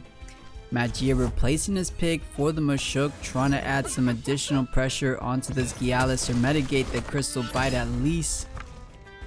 Yeah, Mashuk will eat that barrier, makes sure of it. Toxic Ink does some decent damage, but the Surnif, being a beast of a tank, will resist it. Callosity will make sure that it's even, it even tanks it much better. Gialis, taking those poison ticks, does not have the stamina to really stay in, so we'll probably swap out here again.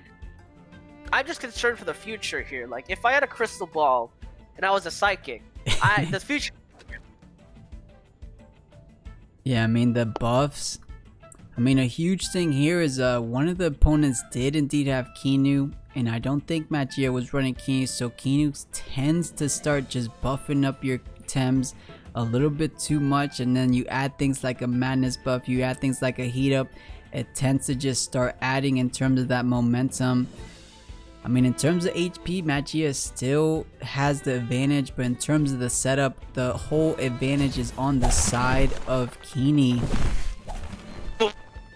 Magia says, no, you're not leaving, you are gonna be fighting till the end, but the swap out, yeah, as you mentioned, will not occur, but Revitalize makes sure that Gialis will be safe. But I wonder what it was supposed to do. I think it was supposed to be for the Valash, but the Valash will not be getting that benefit.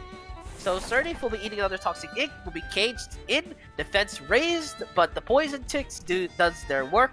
Gialis is now free though. But the Valash, I'm pretty sure that Revitalize was for the Valash.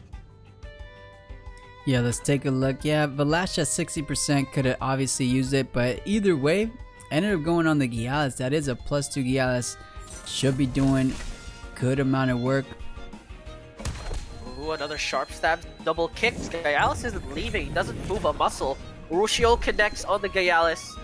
Now 3 ticks of poison is quite massive, as well as the Toxic Ink on the Surnif doesn't kill it immediately. And this is such an annoying thing, especially when you're running poison damage like this. Now, Revitalize is possible, and the Surnif could do it on himself just to be obnoxious. He could. He would survive the poison tick, but then, you know, something like just an uppercut but we get the double cage. So Giales wanted to swap out again, and let's see what he wanted to do. Yeah, probably the Revitalize on Valash like you were mentioning, Blue. Oh, again, Surdy finally goes out. The Mashuk forcing this fight. He says, "No, you're not leaving." But now you're in face check, Bill, and this is dangerous. Yeah, I don't know if Ninja's so overexerted there, but obviously super low on stamina. Now Matt Gia's Mashuk super low on stamina too. Valash has hit the board. He is Madness buff.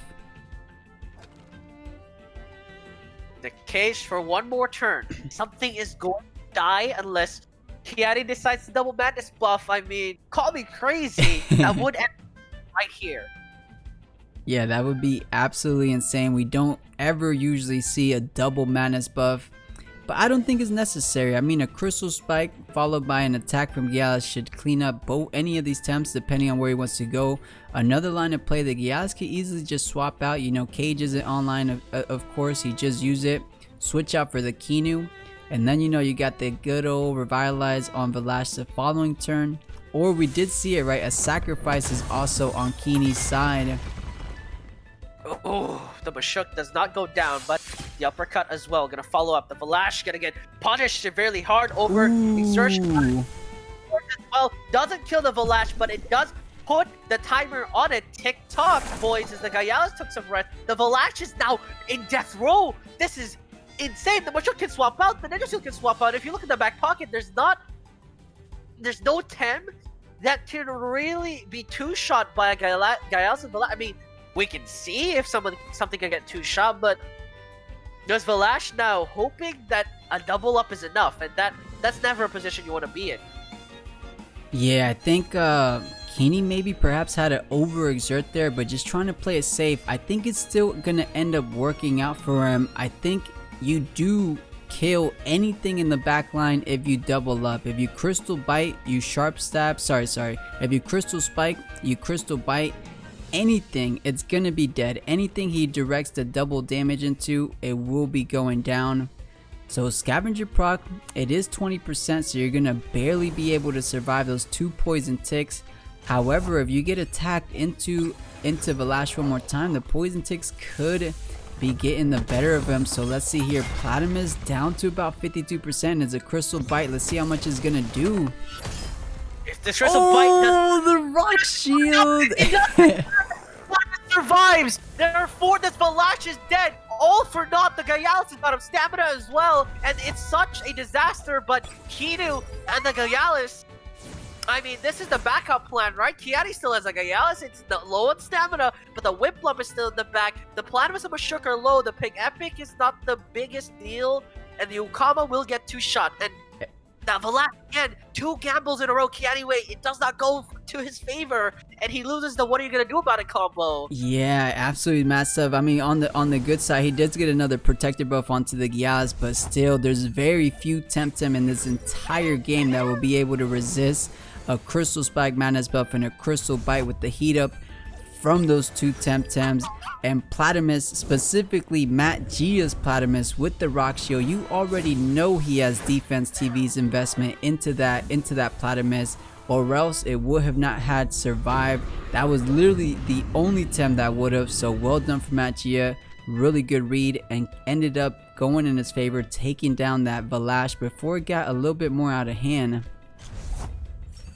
It just still will be swapped in here, but the Whiplump, of course, Tornado will secure that kill. The Keannie, though, at 50% HP, I'm not sure if Revitalize will be possible. The Pig Epic is here for Tornado as well.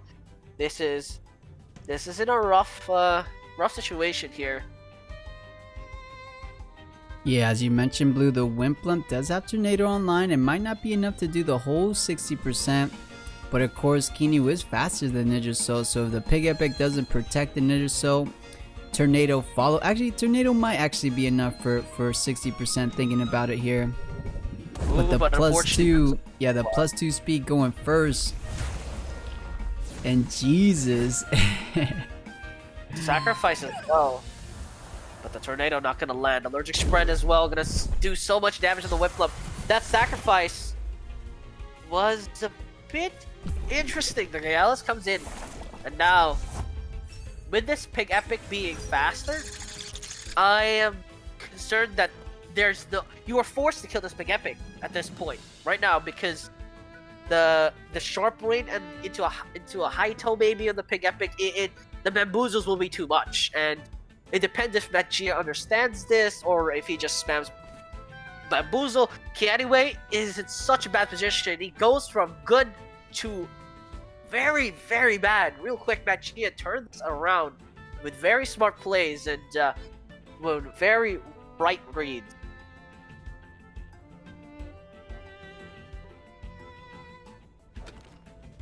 Yeah, and the final 2 temp situations, I'm not sure if Keannie did indeed want to sacrifice there. I mean, not the worst. I mean, Wimplump is going to be handling down that Nervoso, handling down the Platymus, so just trying to keep it safe for a little bit later. Sharp Stab deployed on the Nervoso, taking it about halfway down. Toxic Indo connecting onto Wimplump, taking it, but the Blizzard should be more than enough onto the Nervoso. Absolutely.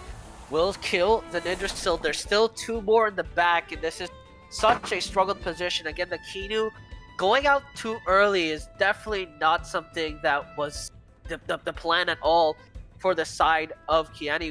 The stamina hasn't come back from Gyalis. That 1 turn is not enough at all. Ukama comes in, and now I wonder if there is damage here. Gyalis has to overexert to do something, and Pig Epic will love to have to hit a Gyalis that overexerted. Yeah, this is huge. The +2 speed on the Pig is making all the difference here. You could maybe, you know, Sharp Stab, Tornado the Ukama, but with the Pig being at +2 speed, you're guaranteed a Bamboozle going off before those, and you keep the Ukama relatively safe.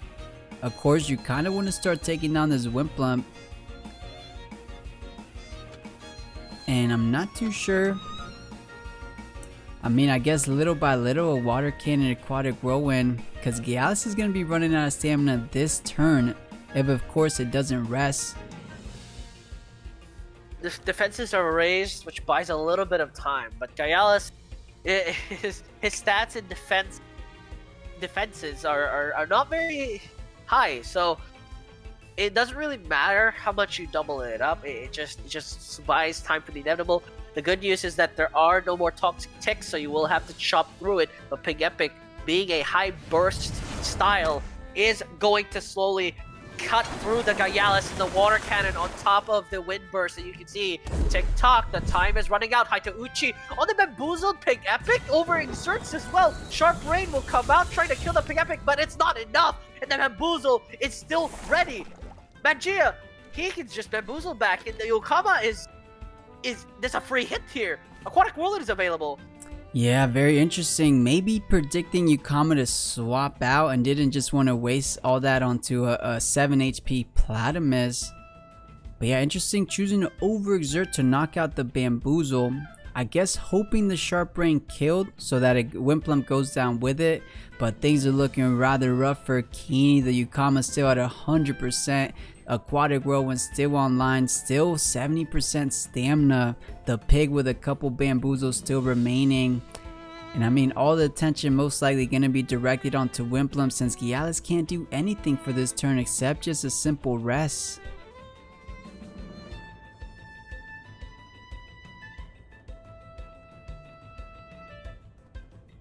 Such a bad spot here. This Gyalis is no. I don't think this Gyalis is standing very tall after this. No stamina, and a Pig Epic and Ukama. I mean, I'm sure that Jegue would love to trade a Wimplump for a Pig Epic at this point, as Pig Epic will be dragging the Wimplump with him. And Gyalis, it surely does not have enough stamina to kill off an Ukama and a Platymus by itself. While she dashed as well, securing the kill on the Wimplump perhaps? No, it's not enough. So, a little bit ambitious there, but Aquatic Whirlwind certainly will do so. Actually trying to kill off the Wimplump, so no counterplay whatsoever. And this Gyalis now by itself, and Keannie had 0 counterplay the previous round. This may be completely over here. Yeah, with the Pig being at +2 speed, you could easily just bamboozle the Yukama, keep the Yukama safe from just a single attack from the Gialis, forcing I guess the Gialis to try to go into Pig, but of course with the FC still about to trigger, you're under 40%, the Gialis won't be able to survive from that Fainted Curse, so essentially it may very well be GG. Really close to, I mean look at this, the Pig 18%, the Platypus just 8%, but as we just said, Fainted Curse under 40%, no way to heal the Gialis. You gotta kill the Pig. I mean Bamboozle is just gonna keep going off on this Yukama little by little. Water Cannon, Aquatic Whirlwind should be enough to take down the Gialis. So Magia swaps out the Pig Epic for the Platypus course. That way, it is in the back pocket for an FC. Water Cannon, Poison, Toxic Tick. I mean, this is another way to take out the Gialis. Of course, resistance only means it's only one tick, but we'll see. Crystal Bite comes out as well. Shuts down. Well, doesn't even shut down the Yukama, and it was overexerted, so this Gialis is inevitably dead, and you can see how close this was, or how close this could have been. Yeah, super close. Literally just one different move, but yeah, 2-3 prior moves online. Aquatic should be enough, but instead just goes with a simple Water Cannon. Either way, man, incredible set of games coming out in the semifinals. Magia is gonna be 48-hour hunt. Let's go. There's not enough hours in the day, I'll tell you that. Yeah, definitely not. We'll be hunting a little bit later after the finals, but guys, here we are. The moment literally everything has been leading up to, it is the finals. This is the Plus Weekly Tournament number 16. Magia one more time in the finals. He was the finalist, actually sorry, he was the champion for the Weekly 15. Hyperion, not a newcomer to the tournaments, but definitely a newcomer to this final seats, this finalist seat. So let's see if Hyperion, making his first appearance in the finals, is gonna be taking down Magia, or is Magia actually gonna be holding his word and saying, I am back-to-back champ? He told me a day or two ago, he says, bro, I really want the back-to-back, and here he is in the finals, so it is actually very, very possible. Let's see if he's gonna do it. Exactly. We'll see if we have a back-to-back winner in Magia, or if Hyperion, you know, first finals, I believe. We'll see if he takes that crown. Magia wants it, but, you know, someone who's never beat it or won it the first time will definitely also be hungry for it. Exactly. Either way, it's going to be a fantastic result. Either we get back-to-back or we get a newly crowned champion in Hyperion. Should be some exciting stuff. Let's see how it's going to work out. So insta-ban the Yukama, obviously playing a double fire build. You want to get the Yukama out of there as fast as possible. Looking at Magia's ban, he banned the Valash, so not trying to deal with any of those scavenger shenanigans. Out the door the Valash goes. Yeah, has some Vietnam flashbacks from the previous game of obviously no Valorant to ban this time, so Magia is perfectly comfortable banning the Valash, as obviously if you look at Hyperion's team, that aside from Gialis, that's his main source of damage, but there's a reason why we're seeing Valash much more prevalent in tournament settings rather than Gialis, and again, it's because people have familiarized themselves with Gialis, and that's not to say they haven't familiarized themselves with Valash either. It's just that it's harder to deal with Valash even if you're familiar with it rather than Gialis, because I mean Gialis, you sort of tickle him and he can't heal himself, so it's more reasonable, especially if you know you have more leeway with making a mistake with the Gialis. But if you make a mistake with Valash and the other player gets away with murder, like quite literally, the Valash will steal the game away. So again, I think a little bit of the reason is that players have just generally gotten better over time. Like if you're not a good player, you're not going to be doing well with Valash. I'm pretty sure Valash is kind of like a high skill cap Temtem. You could do well with him, but to really master Valash, you got to know exactly when you're able to bring him into on the field without getting any pressure, to get those scavenger procs at the exact perfect moment. So yeah, I feel like players are just getting naturally better just by getting more experience, so they're able to take advantage of how good Valash is. Absolutely. You know, getting the right read is not something that a new player will definitely figure out immediately. They'd rather just be able to face check, but we'll see if Hyperion is able to pull this out with the Gaialis versus Jegue, who does not run the Fantastic Four, at least does not run the main DPS of Fantastic Four. We'll see if he takes the cake here. Yes, this is the game 1 of the best of 3 series here in our finals. So starting things off with the Gazuma Platamus. I mean, Gazuma is safe for this very first turn. Gaialis only has heat up online, so yeah, can very well just be going into the Grandpa here. But Jegue has to tread carefully. The only direct answer he has to these double fires is the Platamus. I guess Mashuk as well with the melee attacks onto the Volcrane and the Rays. But let's go ahead and see how turn 1 is going to be playing out. The Grandpa does decide to retreat. Out comes the Volcrane, trying to eat some of that electric damage perhaps. Nope. Ooh, Jegue. Perhaps.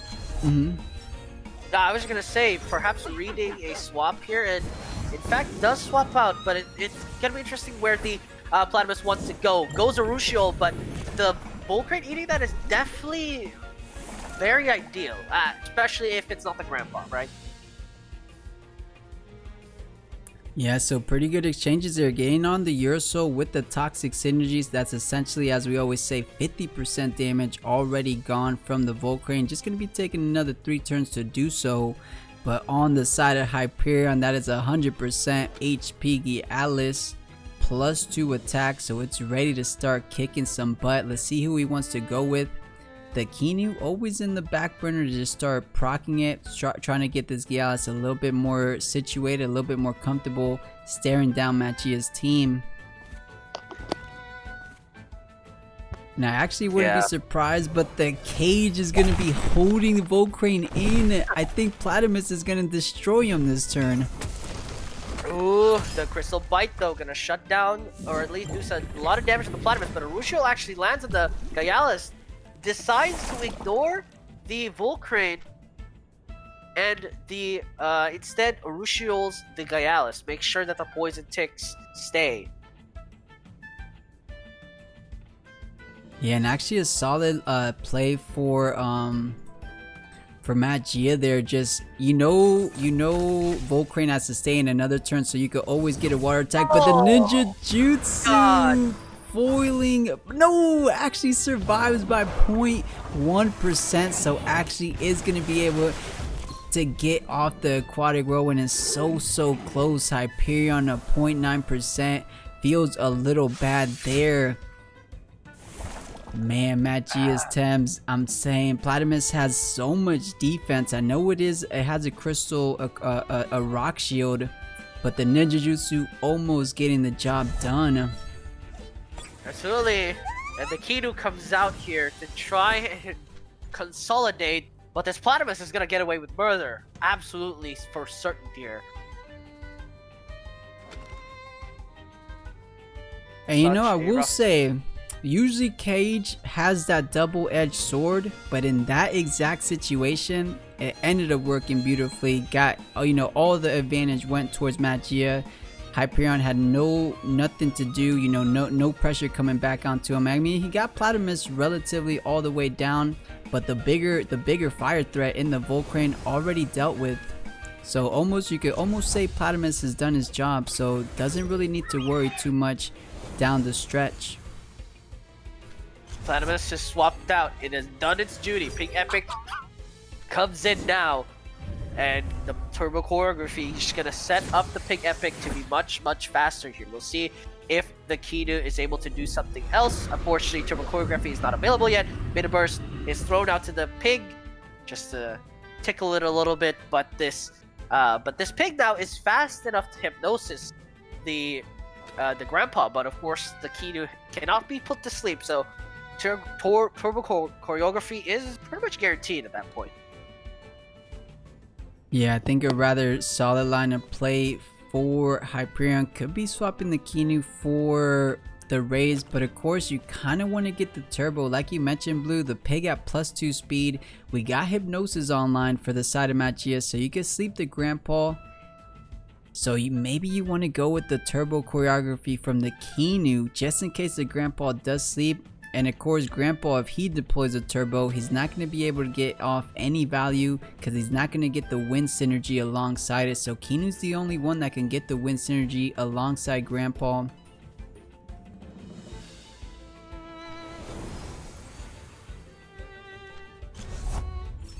So Mashuk does retreat. He did overexert the previous turn. Okay, does go indeed with the Turbo Core onto the Keanu, or onto each other. So it is going to be a +3. So now back over the speed limit against Jegue. Absolutely. Sweatband on the Grandpa as well is quite frightening sight to behold. Now it's able to even soar even higher here. We'll have Kinetic Strike available, but the Gazuma, of course, he's here for one reason and one reason only: to zap these creatures back into the dirt. And I'm not really sure how he can deal with that.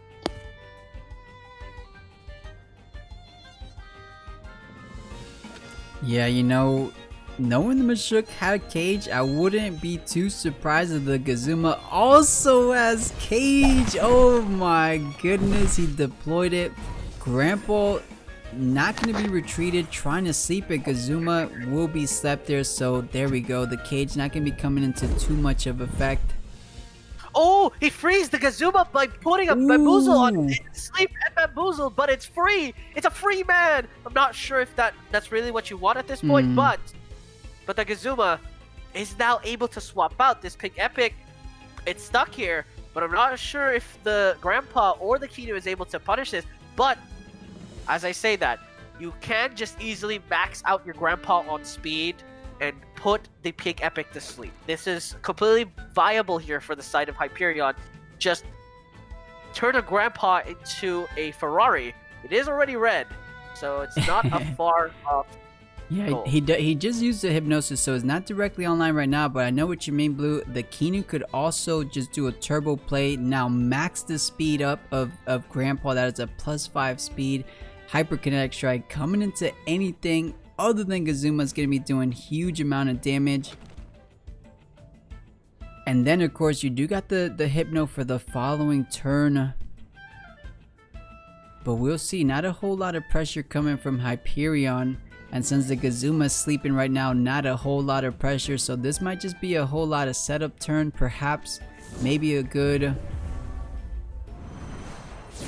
So another turbo. Maxed out Grandpa is definitely a threat. Windburst connects on the Pig Epic. Obviously not going to be the biggest damage output, but the Tornado certainly will. Punishes the Keanu just a little bit at least. Gazuma wakes up. He's like, what is this? Is there a bird on my screen?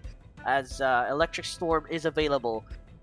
But of course, the cage could potentially shut it down. And it is now the question is, surely he's not going to cage again. It has to be going to Hyperion. Yeah, you know, he actually could, thanks to the Receptive trait, right? The Receptive trait, now he has 2 turns alert, so it actually gives him that wiggle room. You could cage this turn, and then the following turn get a crazy Electrical Storm off without anything to worry about, like a Hypnosis. So that's pretty solid. And actually, was that an extra turn of Bamboozle too because of the Receptive trait, right? That had to be. No, I think so. I think it did actually get an extra turn due to Receptive. Yeah, so let's see what trigger Jegue wants to pull. I mean, it wouldn't be the worst. The only thing about that is you just start doubling into the Gazuma, but the thing is, you're only gonna the only damage coming in is from Keanu, a Beta Burst at most.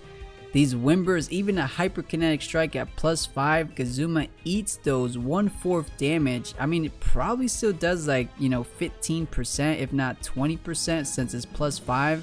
But 1/4 damage is so much reduction. It is, and I mean, Gazuma will be perfectly fine if it does take a Hyperkinetic Strike to the face. So really, all the damage is gonna have to go into the Pig Epic, and yes. Hyperion is down a Tem. But yeah, Cage gonna come out here. That Bamboozle actually blocks the Cage. I did not know that. Hyperkinetic Strike will be thrown out, obviously, onto the Pig Epic. Unfortunately, Gazuma not the best choice. And look at that shutdown. Revitalize will just heal up the Keanu as Hyperion understands it is a bit of an inevitability here. So not too bad. I mean, Gazuma, knowing that Hyperion can't switch either of his Tems, most likely going to be deploying an Electric Storm here against the Grandpa. It's not going to kill it, of course, but it is going to be doing decent damage. Absolutely. I mean, we'll see what the Electric Storm or how much damage it can do, because now you can't put the Gazuma to sleep. You can't put to sleep the Pig Epic and be in a situation where you can barrel down the Gazuma. But yeah, well, I mean, we'll see how much this Gazuma does in terms of damage. Yeah, we will see. I mean, he hasn't done anything like a spark, but I was about to say, you don't need a hypnosis. If you just beta burst, you get rid of the pig. I have a feeling that's why he revitalized the previous turn so that he could eat up this fainted curse.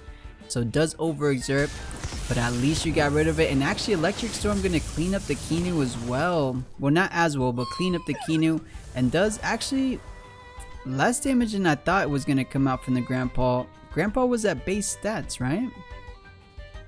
Yeah, I don't think people build HP on the Grandpa, so that Grandpa took that surprisingly well.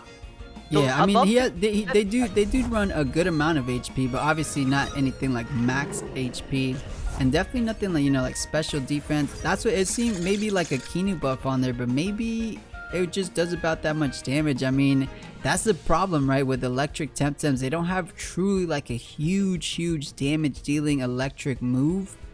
I mean, Electric Storm being the most, but I think it's something like, isn't it just like 75 damage? It might be a bit more, but you know, they don't have your heavy hitters, something like a tornado, something like an aquatic whirlwind. I think the Gazuma just didn't have special attack, honestly, because it does 130 base, and if you have any special attack DVs, it will punish. But now, speaking of punish, the SnrPlat is here versus the Gyalis and Grandpa, but of course, Hyperkinetic into a Haito will certainly kill something here. The Gazuma, it probably has to swap out here unless Machia wants to play a little bit greedy. We'll have to see. Gyalis actually swaps out again here. Sides against having the Gyalis here. The Rise speed down is actually quite massive because now the Grandpa's even faster than Light. Uh-oh, Hyperkinetic Strike at +5. Let's see how much it's gonna do to the SnrPlat, down to below 40%. Wirecon Lily trying to return the favor onto Grandpa. Nope, onto the Rays instead.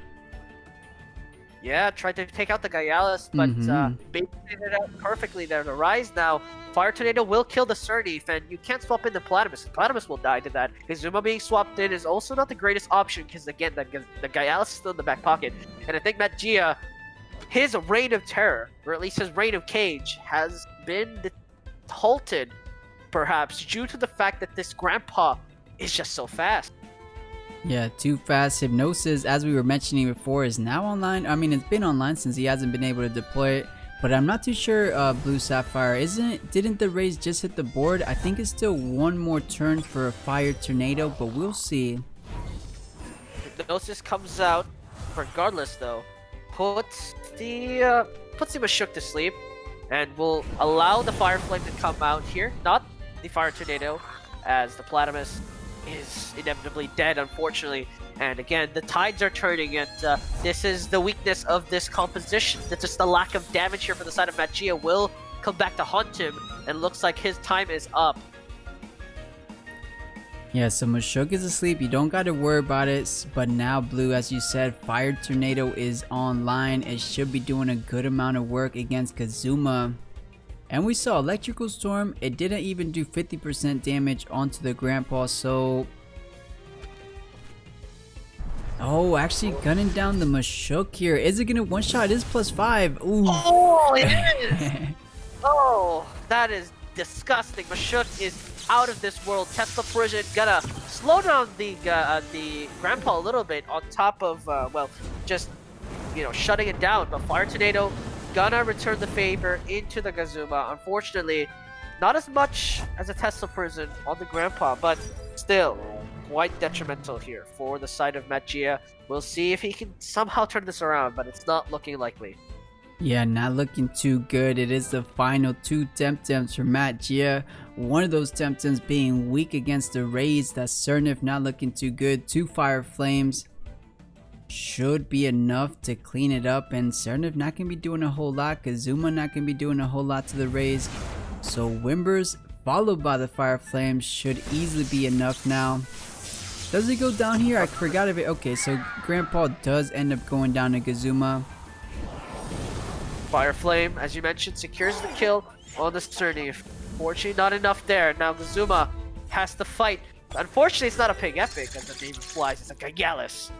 The Gazuma cannot do it, so Concede comes out here from Hey Magic. guys, so game 2 is about to get started. We are here in the picks and bans. And same thing coming out from Hyperion, just instant banning the Yukama. Doesn't want to have to deal with that with those double fires.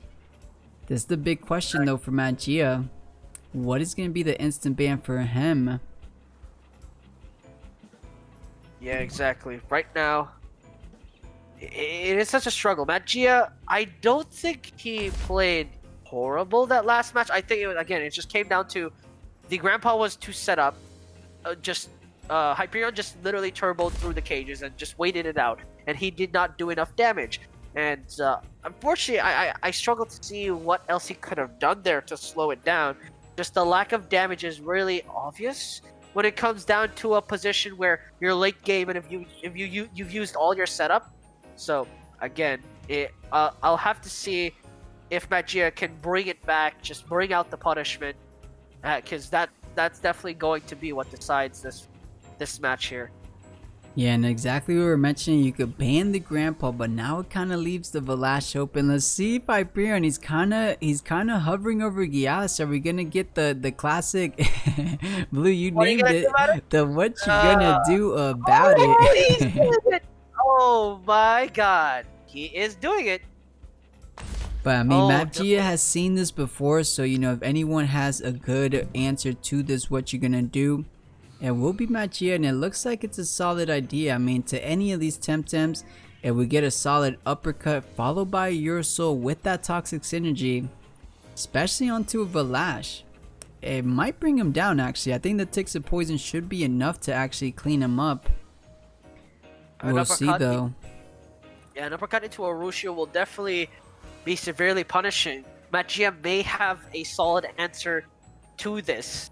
And obviously, Hyperion has a round, a match to experiment, and but still, Hyperion. If you look at his options, he can easily pick up the Pig Epic, Rise, and Gazuma in the back pocket just to say, "All right, fun time's over. Let me protect my Gigalis / Valash." Right? Because either one, it will definitely survive. There is no way both these Temps go down in a blaze of glory. They will be able to at least shock the world, and I'm sure Hyperion saw the previous game, so I doubt he'll be doubling into the Platypus, as that was definitely not going to be enough. Yeah, and you know the biggest difference here though, the Keannie was second ban. Usually you see one of these Crystal Pressure Tems paired up with the Keannie, but since Hyperion wanted to go, you know, guns out, guns blazing, left the Keannie on the bench, so it actually ended up eating a ban. So not going to be able to keep these Crystal Tems as safe as you would of course with the Keannie on your team, but still it's still a crazy aggressive start to get things started. But we will find out here if Hyperion's going to be able to make it work, or Magia is trying to turn things around for himself, make things go into a game 3. Things will be decided here. Magia versus Hyperion one more time, guys.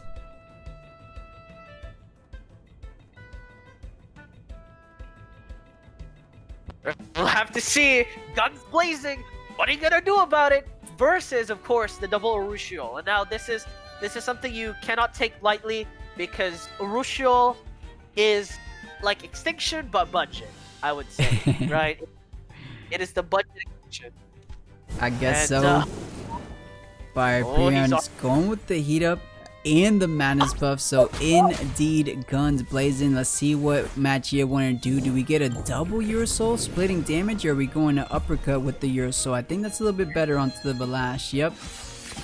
Yeah, uppercut into Urushiol just to guarantee its death if there's nothing done about this. Remember, now it is time to see if the double up is enough. If Valash goes down instantly without a solid trade, there will be hell to pay. Yeah, this is tough though, because currently those two, it takes 2 Ticks of Poison, so essentially 2 Crystal Spikes coming out from Valash are still remaining. Of course, it could just be one of those Crystal Spikes. If the Shook doesn't go down, able to get off one uppercut, that would easily bring the Valash down. But it's gonna depend here. Does a Crystal Spike followed by something like a Sharp Stab just to guarantee going before the Machoke, right? I mean, Giala is naturally faster than Machoke, so you could go for the Crystal Bite. Maybe the better play, knowing that Giala is obviously faster. But we're gonna find out. I seriously thought that was going to be an Aquatic Whirler, but regardless, Pig Epic going to be swapped out here. We'll see what happens. So Choreograph going to be applied. The Pig Epic, again, this is the saving grace. This is the guardian angel when you're running this kind of setup. But Machoke will definitely be punished for it. What are you going to do about it? Crystal Spike's going to connect on top of a Crystal Bite. But the question is if this will secure a kill, and the answer is no. The Lash will go down inevitably here. And the Sharp Stabs, it's fast. But is it fast enough? And the answer most likely will be no. Hyperion, his opening gambit does not play out properly. Yeah, definitely not going to be paying out here. Machoke could easily swap out. Pig Epic could just, if it just wants to, you know, go into Valash, but those 2 ticks of poison will be enough to clean it up. Machoke more than likely going to be swapping out. You don't want to get the scavenger procs going onto the Valash.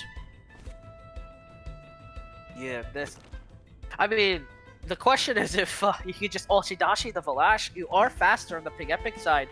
But you have to bear in mind, Hyperion might just pull a sneaky heat up while Mechi is busy with the Valash. Of course, that is probably a consolation prize. Have a strong Gialis going into the next couple of turns. And of course, the rise of the back pockets means the speed up doesn't really mean too much. But the Sharp Stabs will come out. Oh, the Pig Epic! That's a lot of damage. That Bamboozle will be thrown out here. Will apply. Is he gonna Crystal Spike the... No, the +2 Machoke outspeeding the 3 Prio Crystal Spike. So Valash not gonna be getting a last ditch effort. Just goes down to the hands of Machoke. That's the thing. That's how we saw Magia pull ahead in Keannie's game. You know, Keannie had a little bit of the similar strats with the Valash and Gialis stuff. But those turbo choreographies, just having your speed advantage against your opponent is so important, especially things things against the Valash that have that 3 Prio Crystal Spikes. We just saw it there, the Machoke actually outspeeding it there just with the +2 speed from the turbo. Yeah, but enter the Rise, right? The Rise is what the wild card here, because the Rise is able to come in and out and slow down these turbos. Of course, the turbo choreography is now available, and the Rise can only do so much. But then you have to wonder, Fire Tornado will do a lot of damage. The Gialis can still overexert the height though, and there's not really a punish you can really go about to really punish the Pig Epic here. Or sorry, the Gialis here. Finally read that wrong once. And the Genki is still in the the Gazuma is still in the back pocket, right? That you can swap in, and there's not really like a big punishing Tem aside from maybe Surnif to really deal with the Gazuma. So we'll have to see. Pig Epic will be swapped out here. Doesn't let it die too early. Platypus will come back out as it is full HP. Rushiol will be popped into the Gialis. Will be quite major, but the Fire Flame as well will only do half damage. And Hyperion, every strat being blocked here.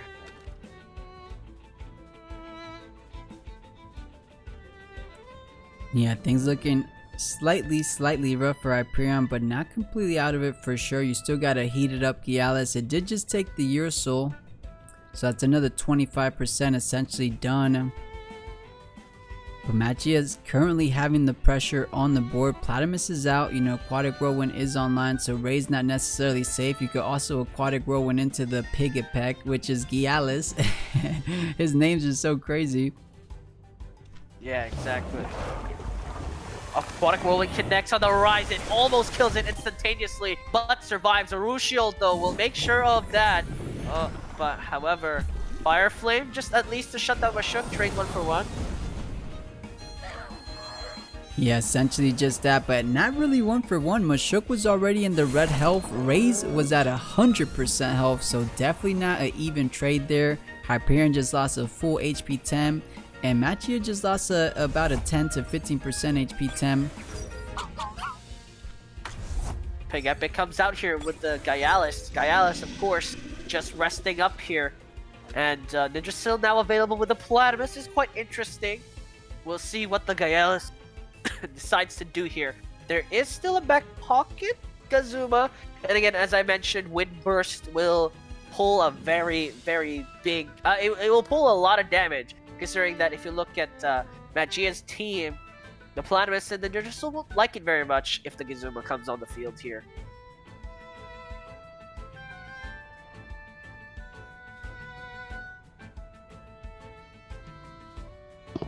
Yeah, I'm pretty curious here. He wants to try to keep this Gialis relatively safe. It kind of just re-healed in terms of stamina, or regained that stamina with that previous rest. But what we do know, Platypus is running that rock shield, so not going to be doing a whole lot onto the Platypus. Down just a little under 50%. So does want to just keep the Gialis safe here. Let's see what Nervoso wanted to do. Or both of these Tems. I forgot they were indeed slower. Yeah, Rushiel gets thrown out on the Pig Epic as well as a Toxic Ink. That's redundant, but it does do the damage. And Toxic Ticks as well will make sure that it's not as simple as it seems. Tornado on top of sharp stabs will secure something, but the Gialis might just try and rest here for a bit, as it isn't really threatened at the moment. Yeah, I think he just doubled up to Pig, expecting the Bamboozle on the Gialis, so it's just a good read for Magia. Now all Magia has to do is just get the Pig in that Poison Tick range. Something like an Aquatic Whirlwind should be enough. I mean, Platypus might have to overexert to do so. Nervoso is pretty fine eating a Tornado from the Pig. Aquatic Whirlwind is thrown out on the Pig Epic here, doing some decent damage. Overexertion was caused. Spores blocked by Bamboozle, and now Gialis has access to another move. A Pig Epic gonna lose his life without forcing FC. Yeah, so no more attention needed onto the Pig. Everything could be refocused onto Gialis. I think he was also just waiting for the Poison Ticks to move along from the Gialis. That way you could add new Poison Ticks with something like the Ursul. Oh, sorry, it can't be Ursul anymore because Platypus overexerted. I thought it was going to be Allergic Spread, but we might be seeing a double swap out here from Magia, and actually keeps in Platypus. Yeah, so the Pig Epic comes out. Crystal Bite is eaten by the Gialis. He bites into the Poison Pig. That Bamboozle gonna make sure it stays safe. The Platypus takes a rest, but the Pig Epic, that's the last straw. The Gialis doesn't have a swap out, so that Bamboozle is false providence here.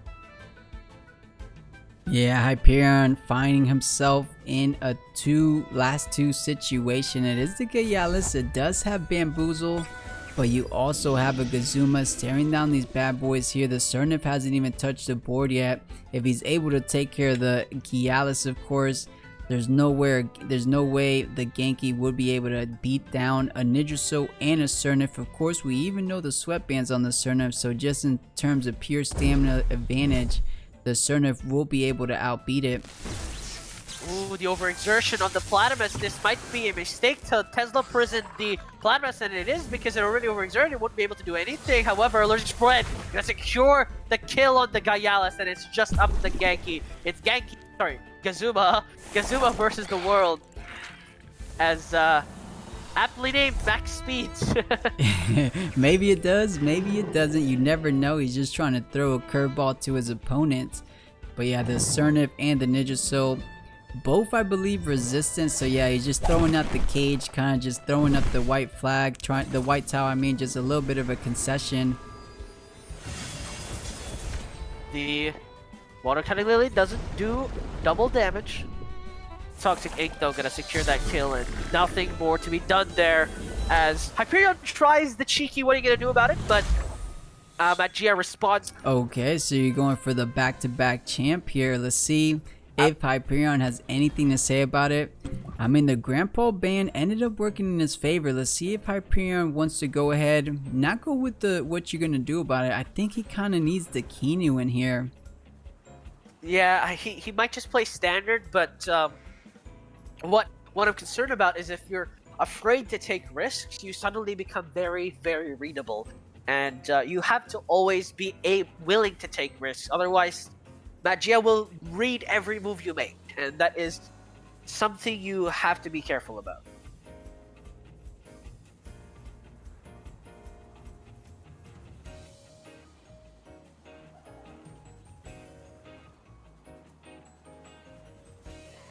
So it looks like Hyperion's deciding what he wants to ban. He's thinking carefully here. I believe he was banning the Yukamas, but now deciding to ban the Platymus. I guess he values that toxic synergy a little bit more threatening than just a simple Yukama. But I say, hey, if you leave the Yukama, I will be starting it. So he does end up starting with the Yukama. Selk is more confident.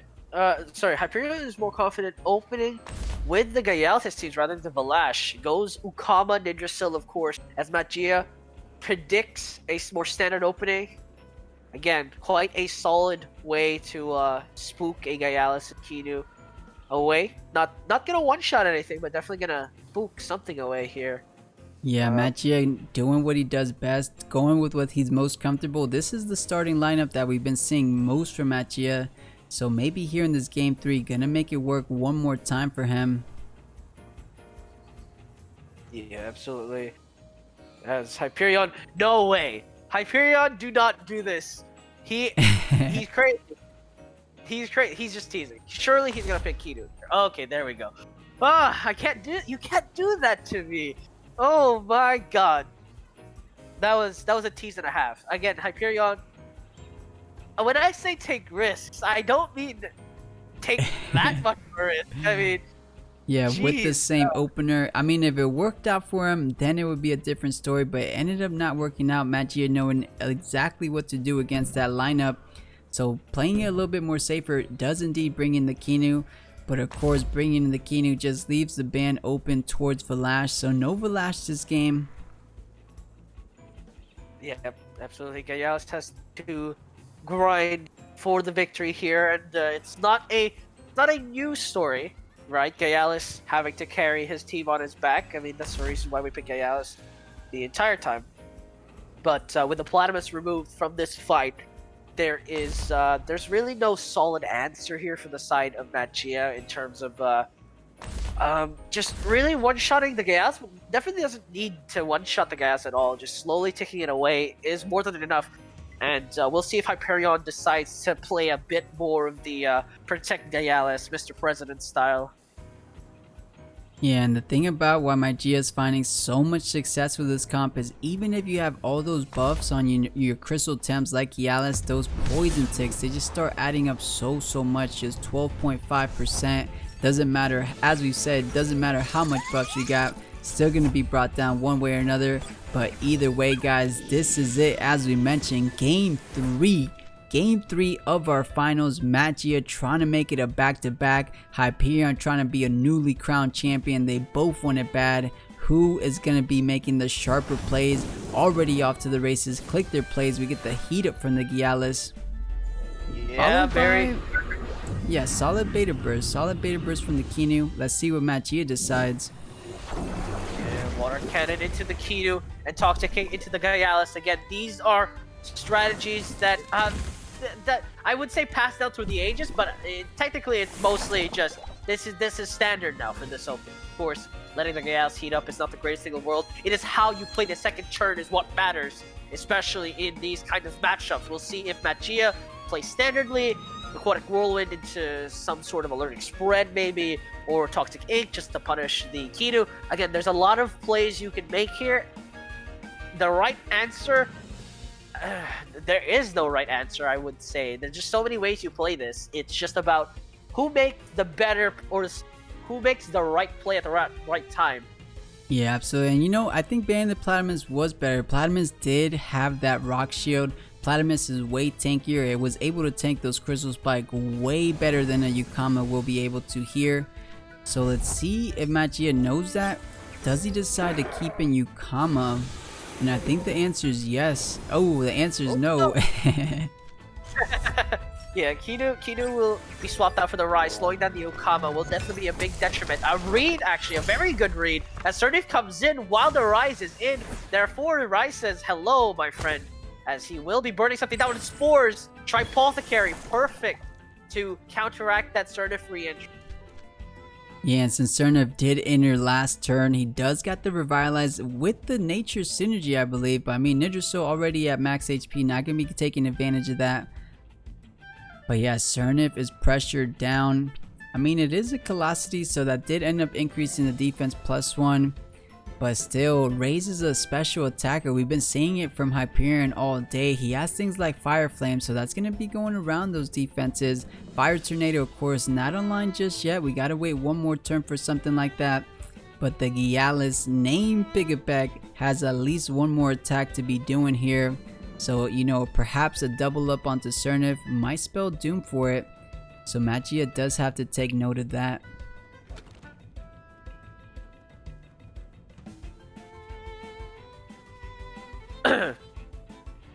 In an interesting spot here, Magia, Sturdy already half HP, but looks like Hyperion deciding to save Gialis for another time. Kazuma will come back out here instead to set up for something. Sturdy actually swaps out, reads it perfectly. Pick Epic comes out, so Kazuma is in a very good zone. Fire Flame is thrown out on the Ninja still. Again, reading that the Sturdy would swap out, so very solid play there. The Allergic Spread hitting on these two Tems, but these are probably the two least, you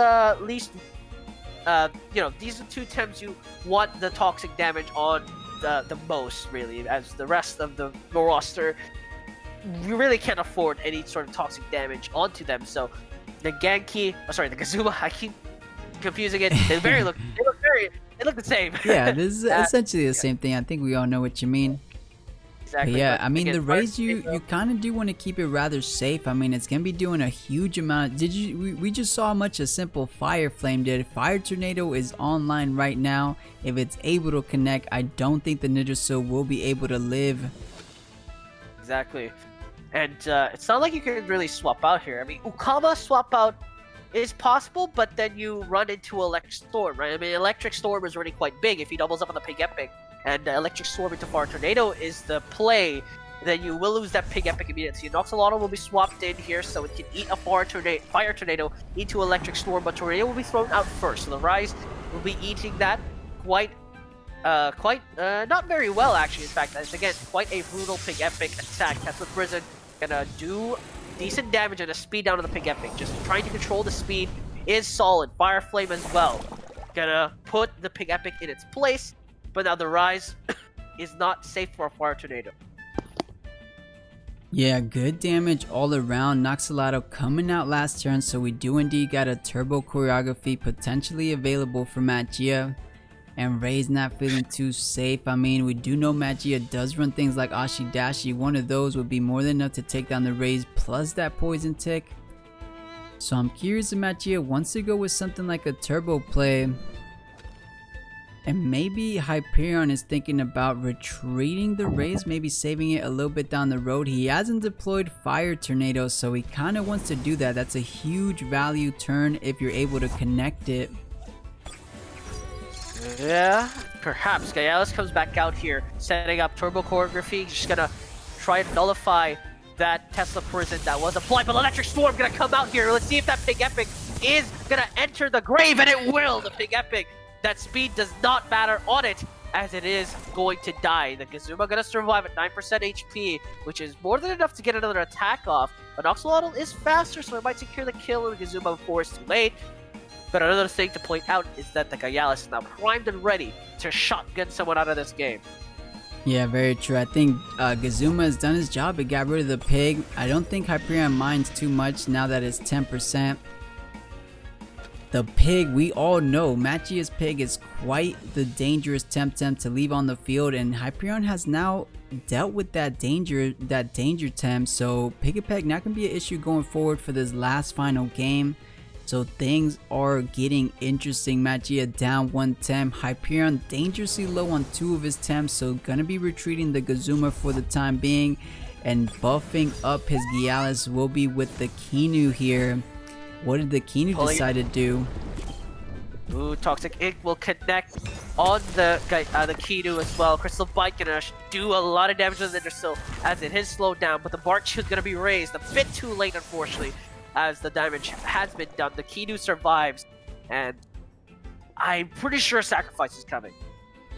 Yeah, I mean, right before going down to those poison ticks, and might as well. We actually haven't seen it. I don't know if it's because we didn't watch enough of Hyperion's game. We haven't seen a sacrifice from Hyperion. I believe we did see it, from Keannie's Keannie. But if he's running it, I completely agree with you, Blue. I think it's a perfect opportunity to deploy that sacrifice there, especially because, you know, you're inevitably dying to the poison regardless. And with Gialis here, you're still around 50% stamina. We still got a solid amount of, we still got about 1 or 2 attacks still left on this Gialis, so Hyperion not in the worst position here.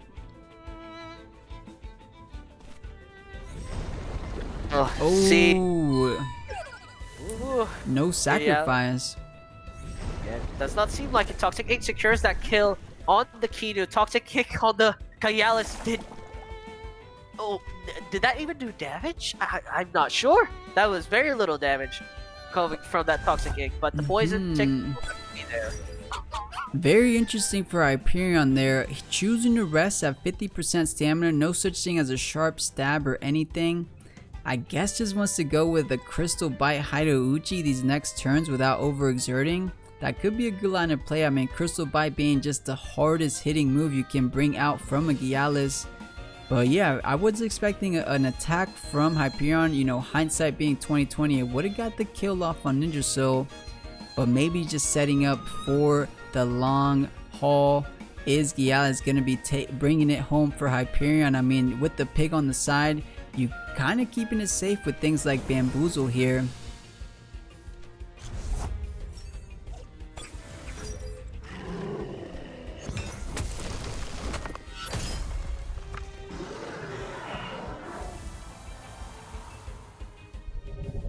Yeah, so does decide to keep it safe. And yeah, Crystal Bite actually, you know, is perfect just to lead the Nervoso out there.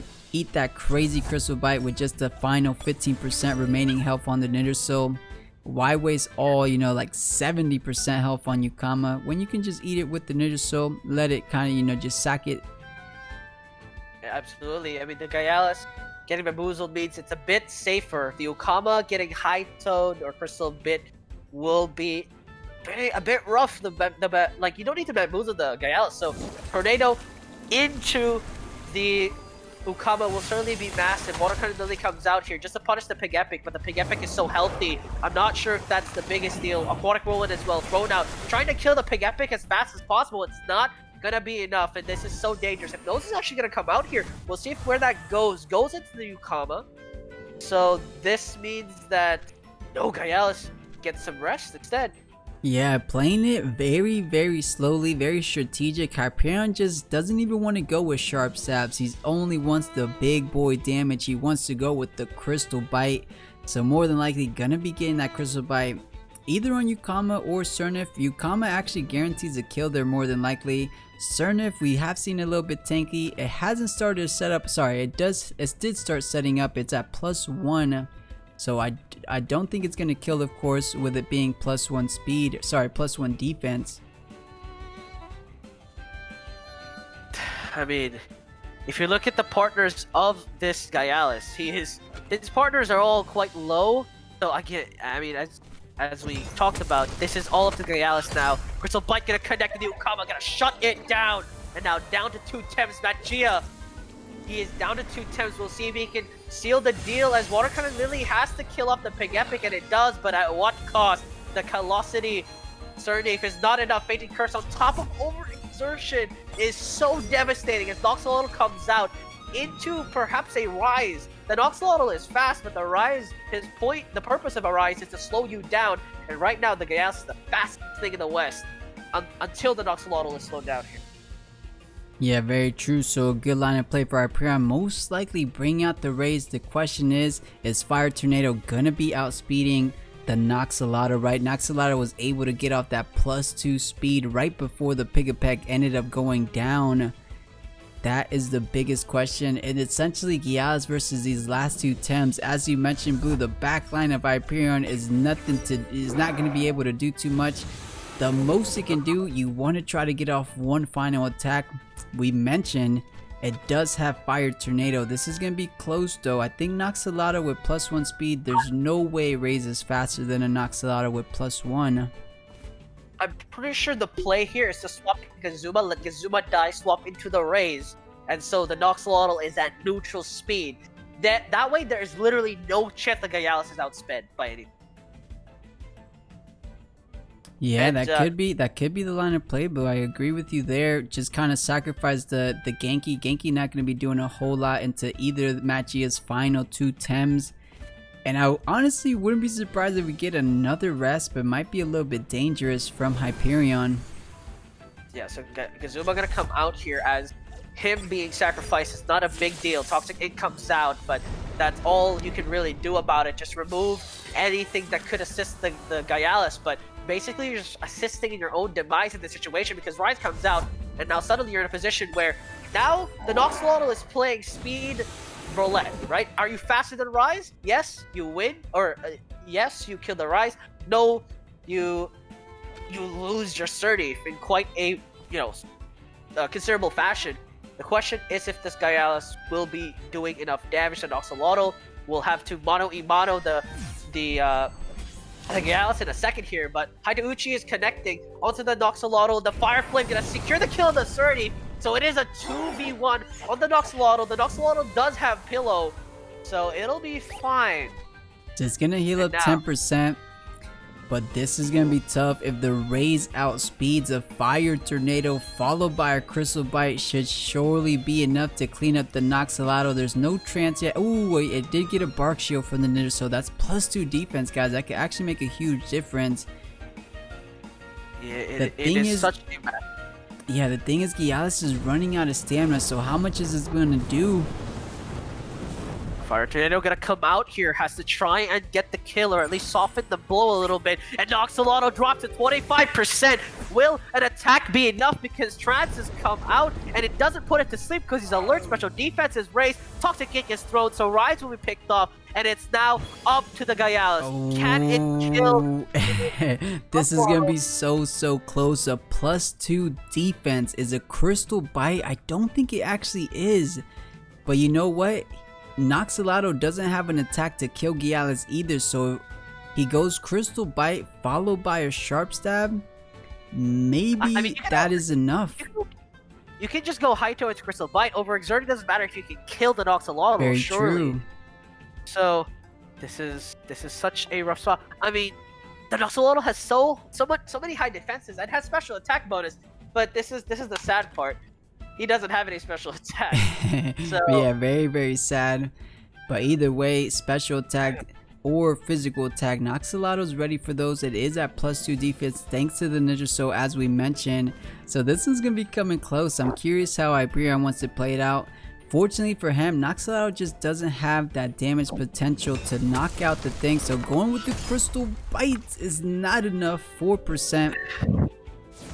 Ooh, does not overexert? I don't believe so, unless I'm crazy. No, it just did. Gaialis just overexerted a little bit. No. But it doesn't matter because Noxolotl's sleeping. It's sleeping, it recovers, and then a Sharp Stab, or actually just another Crystal Bite should outspeed it, right? And I think this is GG. I'm pretty certain, guys, unless we're missing something here, another Crystal Bite should be all she wrote for the Noxolotl. And we might be crowning ourselves a very new champion in Hyperion. Magia coming so close to the back-to-back champ. Going with Sharp Stab instead! He doesn't kill it! And he provides regeneration, but luckily the Nox can't go back to sleep, so he won't heal back up. I think Hyperion just securing the kill as much as possible. He does not want a single mistake. He's like, no. I'm not gonna Crystal Bite and accidentally, waste all my stamina. I think he just Sharp Stab because it doesn't overexert him, so you get him close and then Crystal Bite. But either way, guys, GG. We got ourselves a brand new champion in the house, Mr. Hyperion.